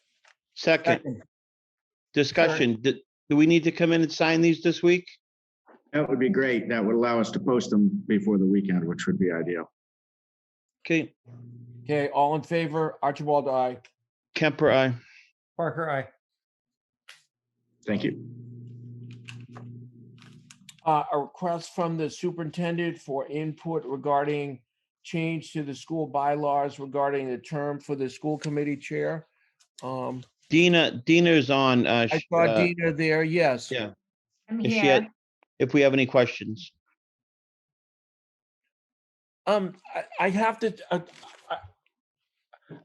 my feeling is it's sort of, it made, what I read made a lot of sense. There's got to be a learning curve and taking a lot of the beginning part of the, I've 1 year before someone's finally up to speed, and then it's time for somebody else. So having the ability to have a chair be in there for 2 years, to me, makes sense, but I'm just one person. So Dina, what did everyone at the school committee think? Pretty much, I think everyone agreed. I was not the person that brought this up to the school committee. It was brought up by a Merrimack rep, and he Okay. thought that, to consider doing it for 2 years just for the reasons that you say, for continuity, and that, I mean, this year is an exception just because of the pandemic, but I mean, I know what I'm doing finally, and then it'll change to somebody else if we continue to do it. And it's just, it's kind of, the superintendent has to, walk the new person through every time. And so he had brought it up just for that reason of continuity, and that, you get used to your role and you know what you're doing. And I'd say the majority of people agreed. There were a few concerns just about the different towns having a problem with it, but it would be voted on every year, or it would be voted on. It's not an automatic or anything, but it could go 2 terms, say if the person did a good job, or, if they wanted to do it again. It's not like a definite 2 years, but it would be up to 2 years. All right, so I think it's a great idea personally. I mean, although I've never been on the school committee, and I've only been on the select board for 2 years and have not been chair, but I was chair when I was on the planning board. And the first 6 months, you're like a deer in the headlights, trying to figure out, just trying to keep things moving, making sure you understand what needs to be done. And I think it makes a lot of sense. Okay. Dina, what the idea that it might be, the only thing I didn't like is what you just said, is that, say someone got, I would think, like being a year and a half or a year and 4 months or something, that would be really disruptive. That wouldn't be good at all. Oh, right. Yeah, no, I didn't mean that at all. In other words, no, but that you'd vote somebody out like halfway through the second year, or Oh, something? no. So every year in the bylaws, the positions, get voted on the day, pretty much the meeting after town meeting, when, people get voted in. And that's when we reorganize every year. So it would be up to the committee to say, okay, would you want to run, you get nominated every year. So someone would have to renominate you to be the school committee chair again. And everyone would have to agree to it. But if they don't all agree to it, then it goes to the next town, which would be Merrimack next year. Oh, okay. Yeah, so I mean, it seems to me that makes sense, Archie, because if somebody proves not to perform well after a full year, if they're still not up to speed, then No. I just thought it would be incredibly disruptive to say in December, yeah, we're getting rid of this person. No. It would just be that one time in May, right, when we do it every year. Okay. In terms of the 3-town kind of balance of power, if you will, so how do you see that affecting, if could there be a scenario where a chair from one town is there 2 years, and then maybe a chair from another town there 2 years, and so potentially 4 years between the third town having a chair. Is that an issue or is that not an issue? Well, that's what we're asking. That's why we're kind of asking some of the selectmen, like if it is going to be an issue. I mean, I know the superintendent talked to the other two towns. Their town, I don't think they have town managers, but they're, business managers. And no one, as far as I know, had had an issue with it or was worried about it. I know in the past there were issues, but I don't think it is anymore, but I know in the past there have been, there were some like, the towns were kind of being extremely parochial about their person being in or something, but right. I haven't noticed that as much lately. Yeah, I think we're all more, I I don't know. think everybody's working together, and I think this new superintendent has brought a whole new way of running the meetings and just running the district so positive that those petty situations don't exist anymore, and everybody's really working together. Yeah. So what happens if you decide to do this? Does it then does then the Pentucket regulations have to be voted on by all the town meetings or what? No, it does not state in the regional agreement that it says that it has to rotate, but it doesn't have a term associated with it. It doesn't. Okay. No. So you wouldn't have to, the regional agreement wouldn't have to be voted on, Okay. just the school bylaws. That's a good thing. So in the limit case, a community could go 4 years Without having a chair. without having a chair, but after 4 years, they would then Have the chair, yes, have the chair for 1 or 2 years. correct. Well, under your scenario, if there's no term, they could continue to vote the same person in. No, it would be a 2-year term, like 2-year limit. In a row. It's not listed, but it's not listed in the agreement. I mean, if you're telling us you don't need to change the agreement in order to add a term, then you don't need to change the agreement to add a third year.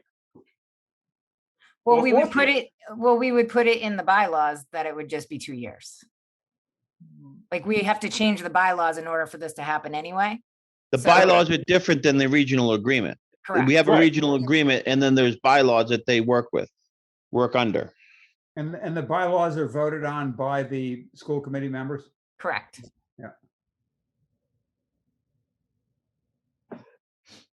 I think Dina just doesn't want to give up her chairmanship, so she's like, this is becoming like Russia or something like that.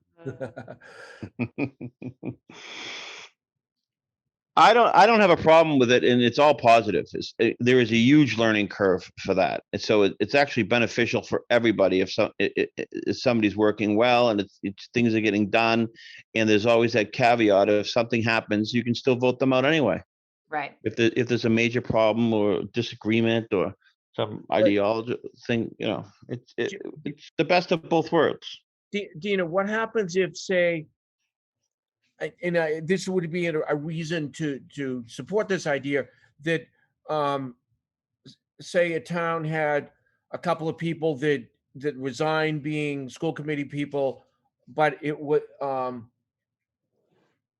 their turn to be in the chairman's slot. So you could theoretically have someone that's only been there a year or even, I guess, theoretically, even less. zero Yeah, even time, less. Yes, correct. that okay, it's Merrimack's time, but all of their people are Brand new. newbies, and that could be a nightmare. Yes, that is definitely could be a case. And regardless, it could be a case. It could be a case this year or next year, That could Right. happen right This now, right? this limits that a little bit. Yeah. Yes, And they do have vice chairs, correct, Dina? yes, they do. And that's always from a different town than And the that would chairperson. stay also, but they'd have to be voted in as well. So it could be a different person from the same town, from that town. So West Newbury has the chair this year and Merrimack is the vice chair. So Merrimack, again would be the vice chair, but they would re-vote on who it would be. Or, I mean, it could be the same person if they chose to vote him in. Okay.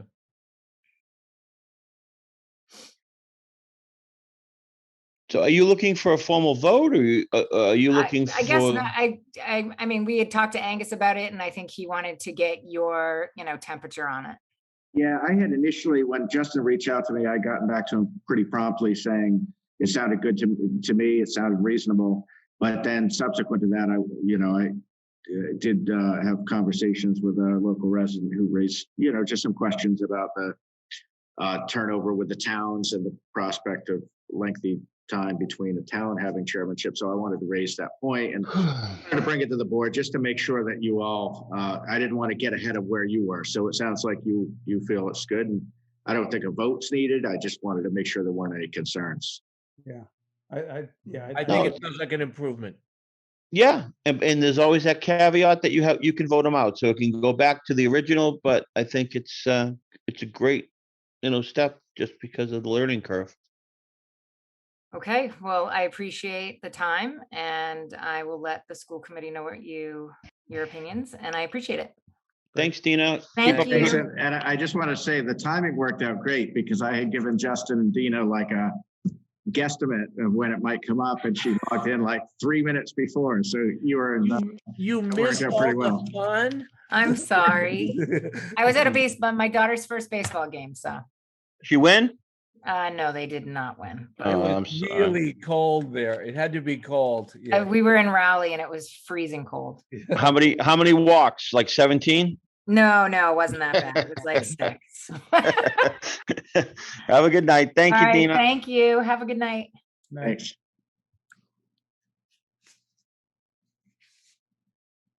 Okay, this is an odd item. We have a discussion of potentially unauthorized cutting of trees on Parks and Rec land on Bachelor Street. I happen to notice that this particular property has, on the other side of it now, has several large pieces of wood available for burning. So I guess the source can be figured out there. Huh? Yeah. Go count the rings. See if they match up with the stumps. Mike, I like the example you came up with.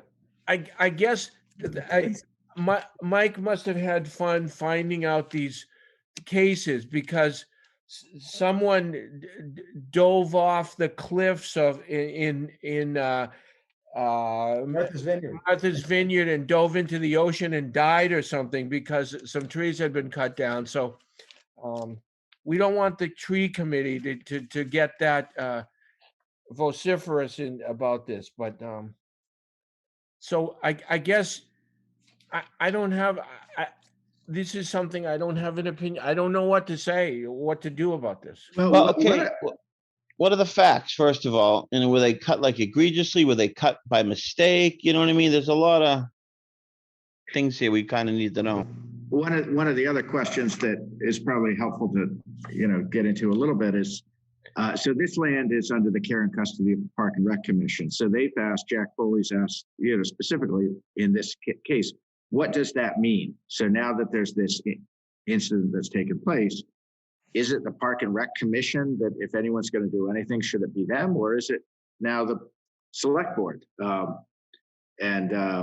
It's just kind of interesting because typically if it's under their current care and custody, everything goes through them. But now with this issue, they're looking to my office to say, well, what are you going to do about it? And well, actually, that's a great point. It's an important point. Mike McCarron, that land was given to Park and Rec, and we can't say anything about that. We can't do anything about that. It was all Park and Rec land. That's why the name and all that kind of stuff. So we have no jurisdiction there at all. No, you have jurisdiction because if the town is going to take legal action against this person who has committed this, then it is the selectmen who control all legal proceedings in the town. I got that, but wouldn't it have to be brought forth to us by Park and Rec and asking us to then take legal action? That's my point. You still have control of it. I mean, yeah, I mean, I would think that would be a proper way of doing it but not necessarily the requirement. I mean, you still, again, as you know, the persons in charge of all legal proceedings have that authority, you know, for the town. Well, I got that, but we don't. I would think that since it is land under the jurisdiction of the Park and Rec, is that you should listen to their recommendations as to what they want, what they would ask you to do. I mean, do they want to, you know, have them redo the land? Do you want some type of compensation from the landowner who did it? Do you want to bring a suit against them? I mean, there's a statute, obviously. Anyone who illegally cuts down trees is liable to up to triple damages for the cost of those trees. Yeah, I mean, the cost of those trees, not a $14.91 you buy at Home Depot to replace it. You mean you put a cost on a maple tree that's 100 years old. That's expensive. You know, there have been cases on that. I think I supplied the board with a copy of one of them, and one of the economic analysis that was employed and accepted by the courts as to a level of damages. But that's something that set up to appeal too, didn't it? Yes, it did. Yeah, it stood up at appeal. I got tired of reading it, but it was very interesting. You got to the root of the matter. Right. So to speak. You've been waiting all night for that one. It just kept leaping out the farther I went, you know. So I think that Glenn is on something. Is that maybe you should invite the Park and Rec to an executive session to hear what they feel is an appropriate remedy. Yeah, but they should have all their thoughts. They should have all their thoughts already done, and they should have discussed this in an executive session matter themselves, and then come, begin the discussion in a selectmen's executive session meeting. Yeah, so I think that's the takeaway that can be given back to them as to what the selectmen want them to do. I do expect the commission to post a meeting this Thursday at 7:30 related to other matters, and I did recommend that they include this topic on their next agenda, so I can remind Jack. I don't think he needs to be reminded, but just to make sure that gets on Thursday's agenda. Anyone on the board have any objection if I was to share Mike's opinion? It's marked privileged, but I think if you're comfortable, I would share that with Park and Rec, and that way they would have Mike's opinion as to what potential remedies could be sought. I don't have a problem with that as long as they understand that they only can discuss that in executive session, right? Or he's given whatever. Yeah. Angus, was there? Did you get any inclination whether anyone had actually talked to the homeowner and? They have not. Well, then we don't even know what happened. Yeah. Yeah, this is premature. I mean, I think part of I think part of why this blew up initially is because there had been a lot of correspondence and effort last summer and a site visit on specifically which trees would be cut and which wouldn't. And some of the trees cut were specifically not to be cut. But that, was Park and Rec subsequently learned that the cutting was not by the former homeowner who had entered that agreement. That's a good point. Somebody just bought this home, by the way. I don't know if right. Somebody just bought this home. That's a good point, because this is a new homeowner that just like last year, I think. Yeah, the septic was redone in order to make it, allow it to pass Title V so they could sell it. But I think, if you put yourself in the shoes of the Park and Rec commissioner, they're driving down the road. They had a specific agreement. They had a site visit. No, I get it, but I just so I think that's kind of why it blew up initially. And if anyone had even talked to them, nope. Yeah. And this new homeowner could probably think that he was cutting or she was cutting trees on their land. Might not even know. Yeah. Mhm. Okay, so that would be the best course of action, I would think. Okay, we'll advise Park and Rec and see how, if at all, they want to proceed. And if they do, it would come back to you.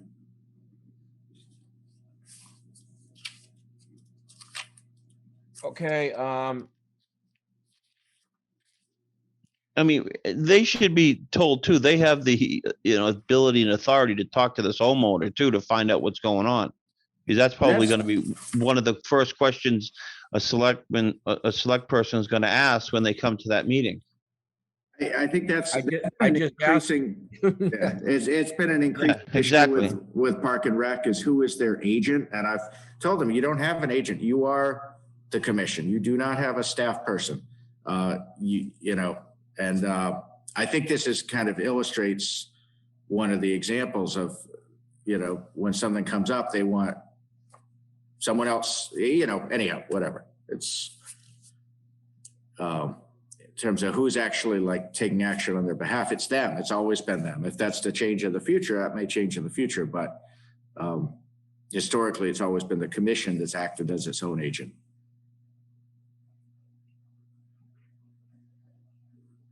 I guess it looks like somebody, and I don't know if we want to point a finger, but somebody dropped the ball as far as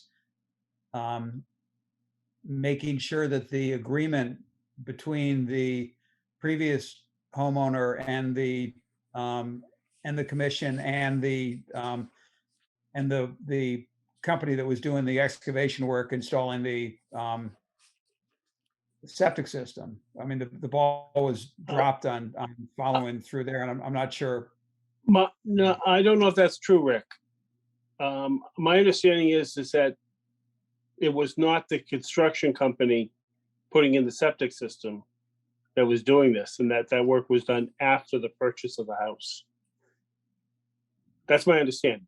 Whether that's correct or not, I can't verify. Okay. I thought from what I read that it looked like the construction company was party to the agreement somehow, and they were party to the agreement to replace the septic system, in which there was agreed that one tree would be removed. Yeah. But my understanding is that they did not do anything else but that. So, and we can verify that with Paul. Actually, Mike, I hadn't really finished. What I was leading up to was the fact that the granite bounds weren't set, and instead there was just, if there were granite bounds set, it would have been more obvious, most likely, where the property line was. That's correct. And instead, they set iron rods, I guess. I mean, I don't know what they actually did, but it sounds like they sent iron rods, and and then who knows what happened to them, if hopefully they're still there, but.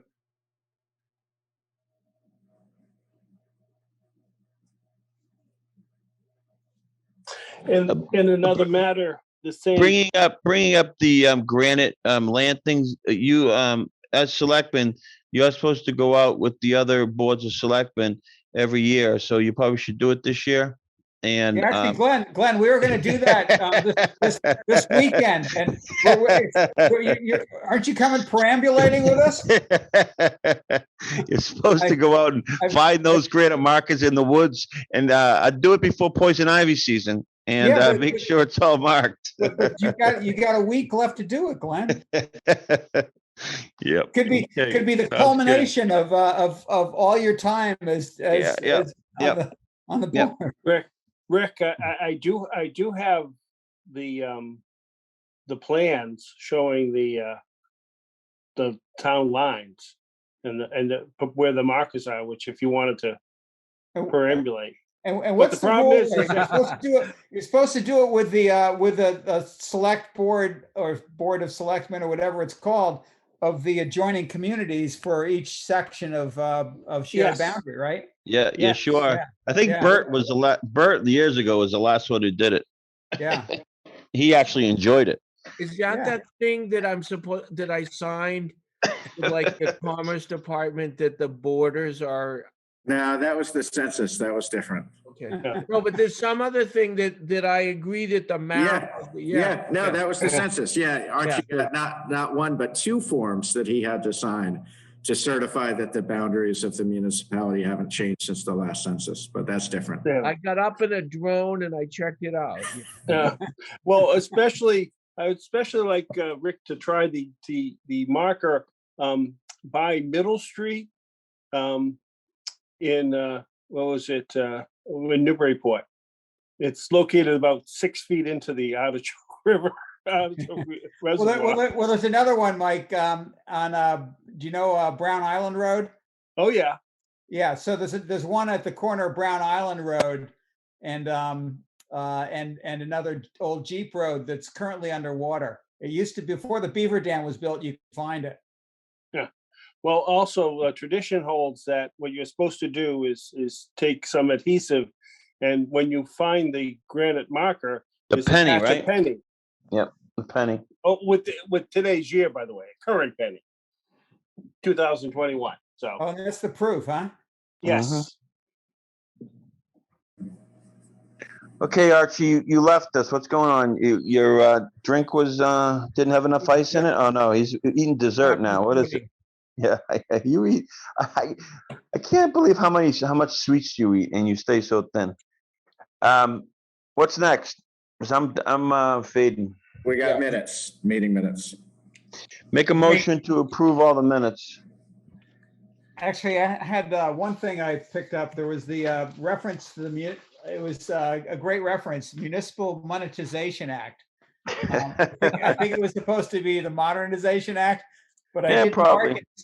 Now I didn't mark it, so now I have to find it. That's what we bought that. That's what we bought that new copier for. It makes an awesome 100.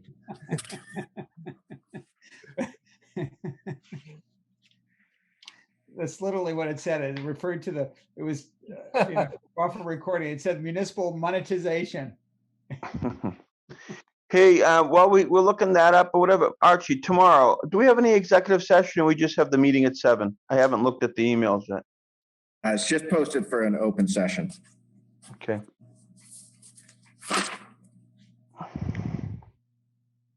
If there's something that came up after the agenda, the board could, add that to the agenda. Oh, here we go. It's on page 114 in the middle of the page. Municipal Monetization Act. I think that's supposed to be Municipal Modernization Act. Although we can go with it either way. Yeah, got it. Good catch, Rick.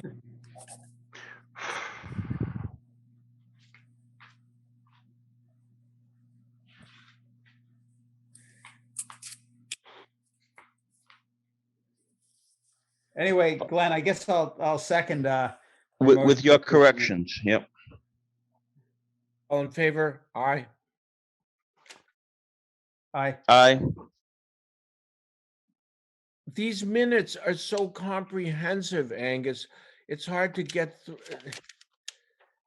They really don't need to be that much, and we're paying somebody to do them. They can be less than this.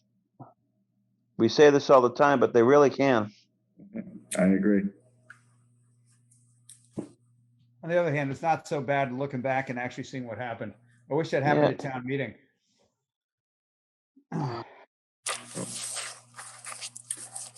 Okay, town manager updates.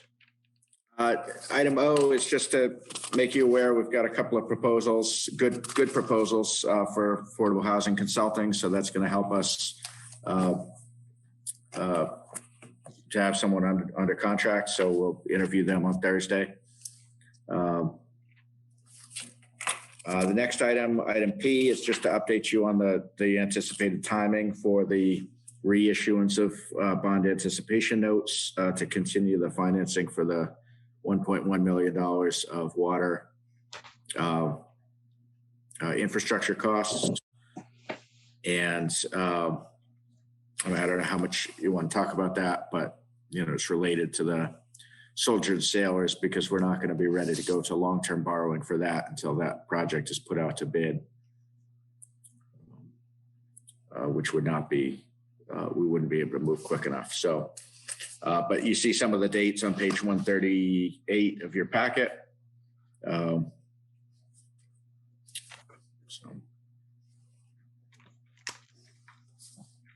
Next item is, I didn't put anything in the packet on Page School Playground, but we did get the 3 bids, and I think we're going to have a daytime meeting on May 10th to have each of the proponents propose their design. That would be open to the public, and we would get public input on what people like about the designs. And What date was that again, Angus? May 10th? May 10th. Yeah, we haven't pinned down the time yet, but we're looking at the afternoon on the 10th. That's not set in stone, but that's what we're looking at. And subsequent to designer selection, there would be an additional period of time to finalize the design and get further public input on the actual design before it's actually built. Not much to say on the Middle Street Bridge, just the design work. We did, following the last meeting, we did resume the design work, which had taken a brief delay while we absorbed the new information. So they're continuing to work on that. You can see the upcoming hearing dates for the conservation commissions in both towns. And then finally, just letting you know that there is a visit scheduled from the Police Accreditation Commission. So that's something the department will be well prepared for, I'm sure.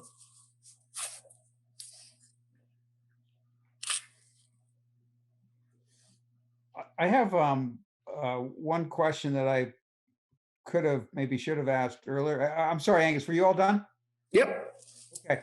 Yeah, this question was actually when I was reading through the warrants for town meeting. So I'll just read what I was going to send this as an email, and I just figured I'd ask the question. So reference to the ATM and STM warrants contained in the open space packet. I'm curious about wording for FinCom positions on town meeting articles. Most articles are voted affirmatively, majority in favor by FinCom and shown as recommended. In some cases, FinCom votes negatively, such as ATM Article 24 on the Soldiers and Sailors Memorial Building, where FinCom voted 0-5, and the article is shown as not recommended. But the special town meeting Article 15, which for $7,000 for the invasives interns, is also shown as not recommended when it was actually a tie vote. So I'm curious, is that the convention that if it's a tie vote, it's shown as not recommended, or would it be more appropriate to say no recommendation? This is just my wording. This is what happens when I just mark it up just so you know what's going on. That's all. That's all. There's nothing behind it.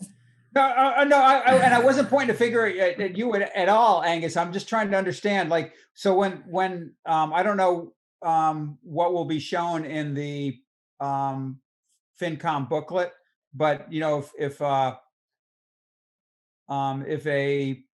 voter saw not recommended as opposed to no recommendation, they might interpret it differently if they didn't actually look at the vote count.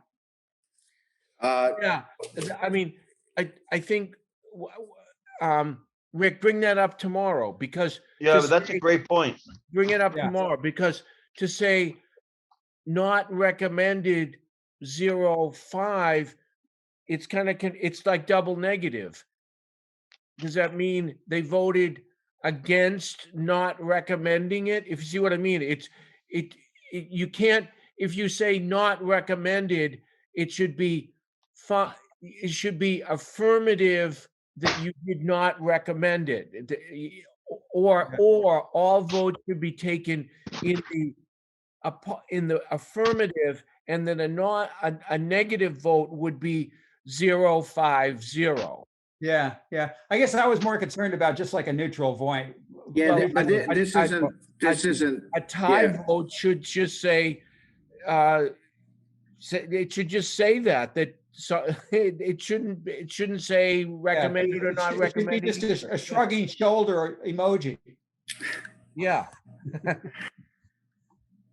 Yes. So I'm not sure how they word it in the FinCom booklet. Okay. But this is just a markup, just so you. Okay. All right. Yeah. And don't take. I wasn't directed at anybody. I was just trying to Yeah. Yeah. No, but bring it up tomorrow night. Well, and and you could even, Rick, I don't know if they're inclined to, but since they did not have a full committee that night, you could see if they're interested in revoting, with the full 5 members and see how it goes. Yeah. That's good. Yeah. It's up to them. Good point. Okay. Okay. One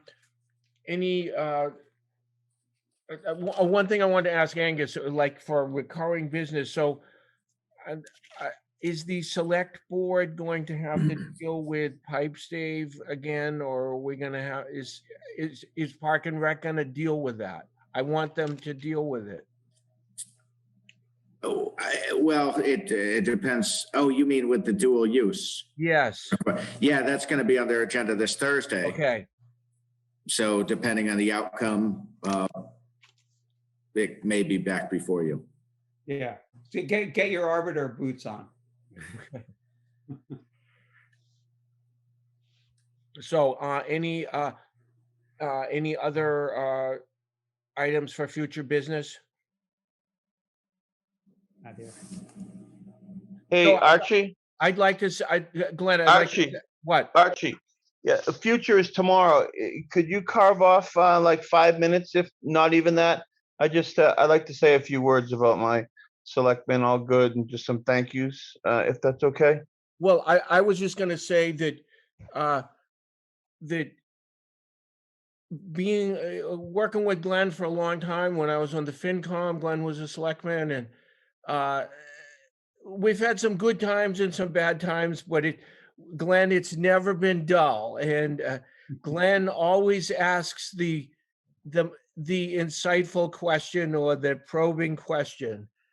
And that's usually good. And but like I say, never never a dull moment with Glenn. And I was hoping I have a present for you, Glenn, but you can't see it. You have to open it in person. Well, thank you, Archie. I appreciate that. I have some words that I'd like to say. Can we do it tomorrow, if that's okay? Was that officially my last meeting? Sure. But nonetheless, Glenn, it was 15 years, huh? Is that right? Correct. Well, thanks. That was phenomenal. Well, I appreciate it, Rick. Yeah. I mean, when you used to come into the Energy Committee, all kidding aside, Rick, you've made it feel like 25. So, Thanks. Nobody's ever said anything nice today. No, just kidding. But no, no, you're right. It's been good. It's been bad. It's been great. But I think, if nothing else, I think one of the most important things as being a selectman that I've noticed is we all need to be different, and I think that brings a lot. We all have our strengths and weaknesses, and I think that's been proven through the years, especially with boards. And I think when that happens, I think that's the best for West Newbury, because everybody gives a little bit. If we all sit there and we're all, all the same, we all think the same and stuff like that, I don't think we come out with the best answers or the best solutions for the town.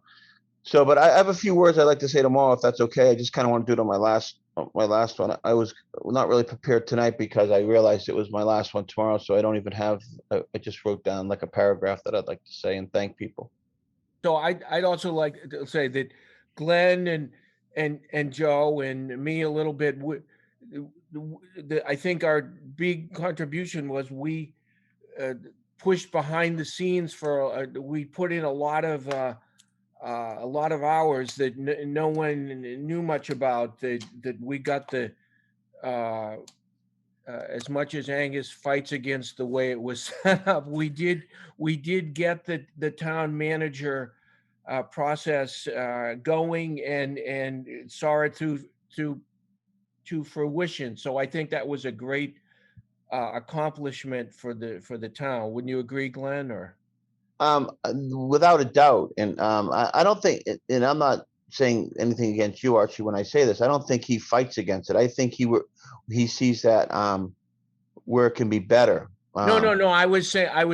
No. I understand. But no, that was a huge accomplishment. But I think it's a huge I think it would be a huge accomplishment that fails if we don't follow through. Because you're right, we did a lot of work on that, and we wanted it to pass.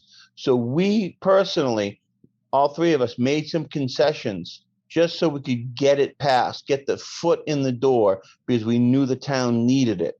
But now the foot's in the door and we see how well it works. We need to follow through to the end with it to make it really, really work for the taxpayers. That's something that I was going to say tomorrow, but now I don't need to. So I don't but that's something that's daunting on my head, that we make sure we follow through, because I wasn't even going to run for re-election this past time, but the town manager, to see that through a little bit more, and the high school, I wanted to kind of be part of that. I think it needed some stewardship for people that were there and people that would say bold things when nobody else would say them.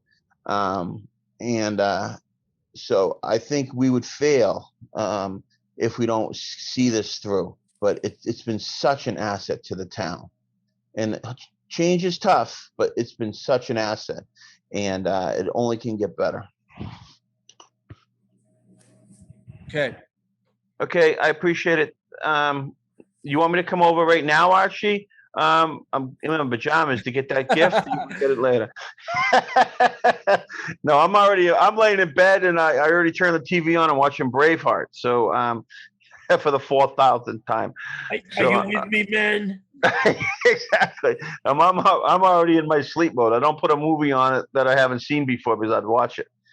Okay, thanks, gentlemen. So what I forget, Angus. What time tomorrow? So what's So what?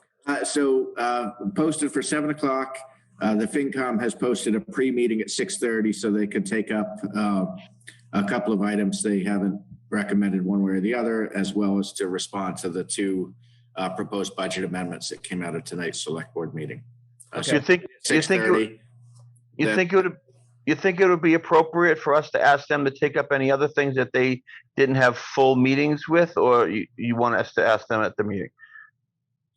I think I would say if you're going to ask on something like the invasives internship, always better, Rick, send a note tonight or in the morning rather than at the meeting. That way they can either say yes or no, but that way they're not surprised because they only have 30 minutes. Yeah. So no harm in asking, I think. Yeah. Okay. Good point. Thanks. Okay. Have a good night. Make a motion to adjourn. Second. All in favor? Aye. Aye. Thanks a lot.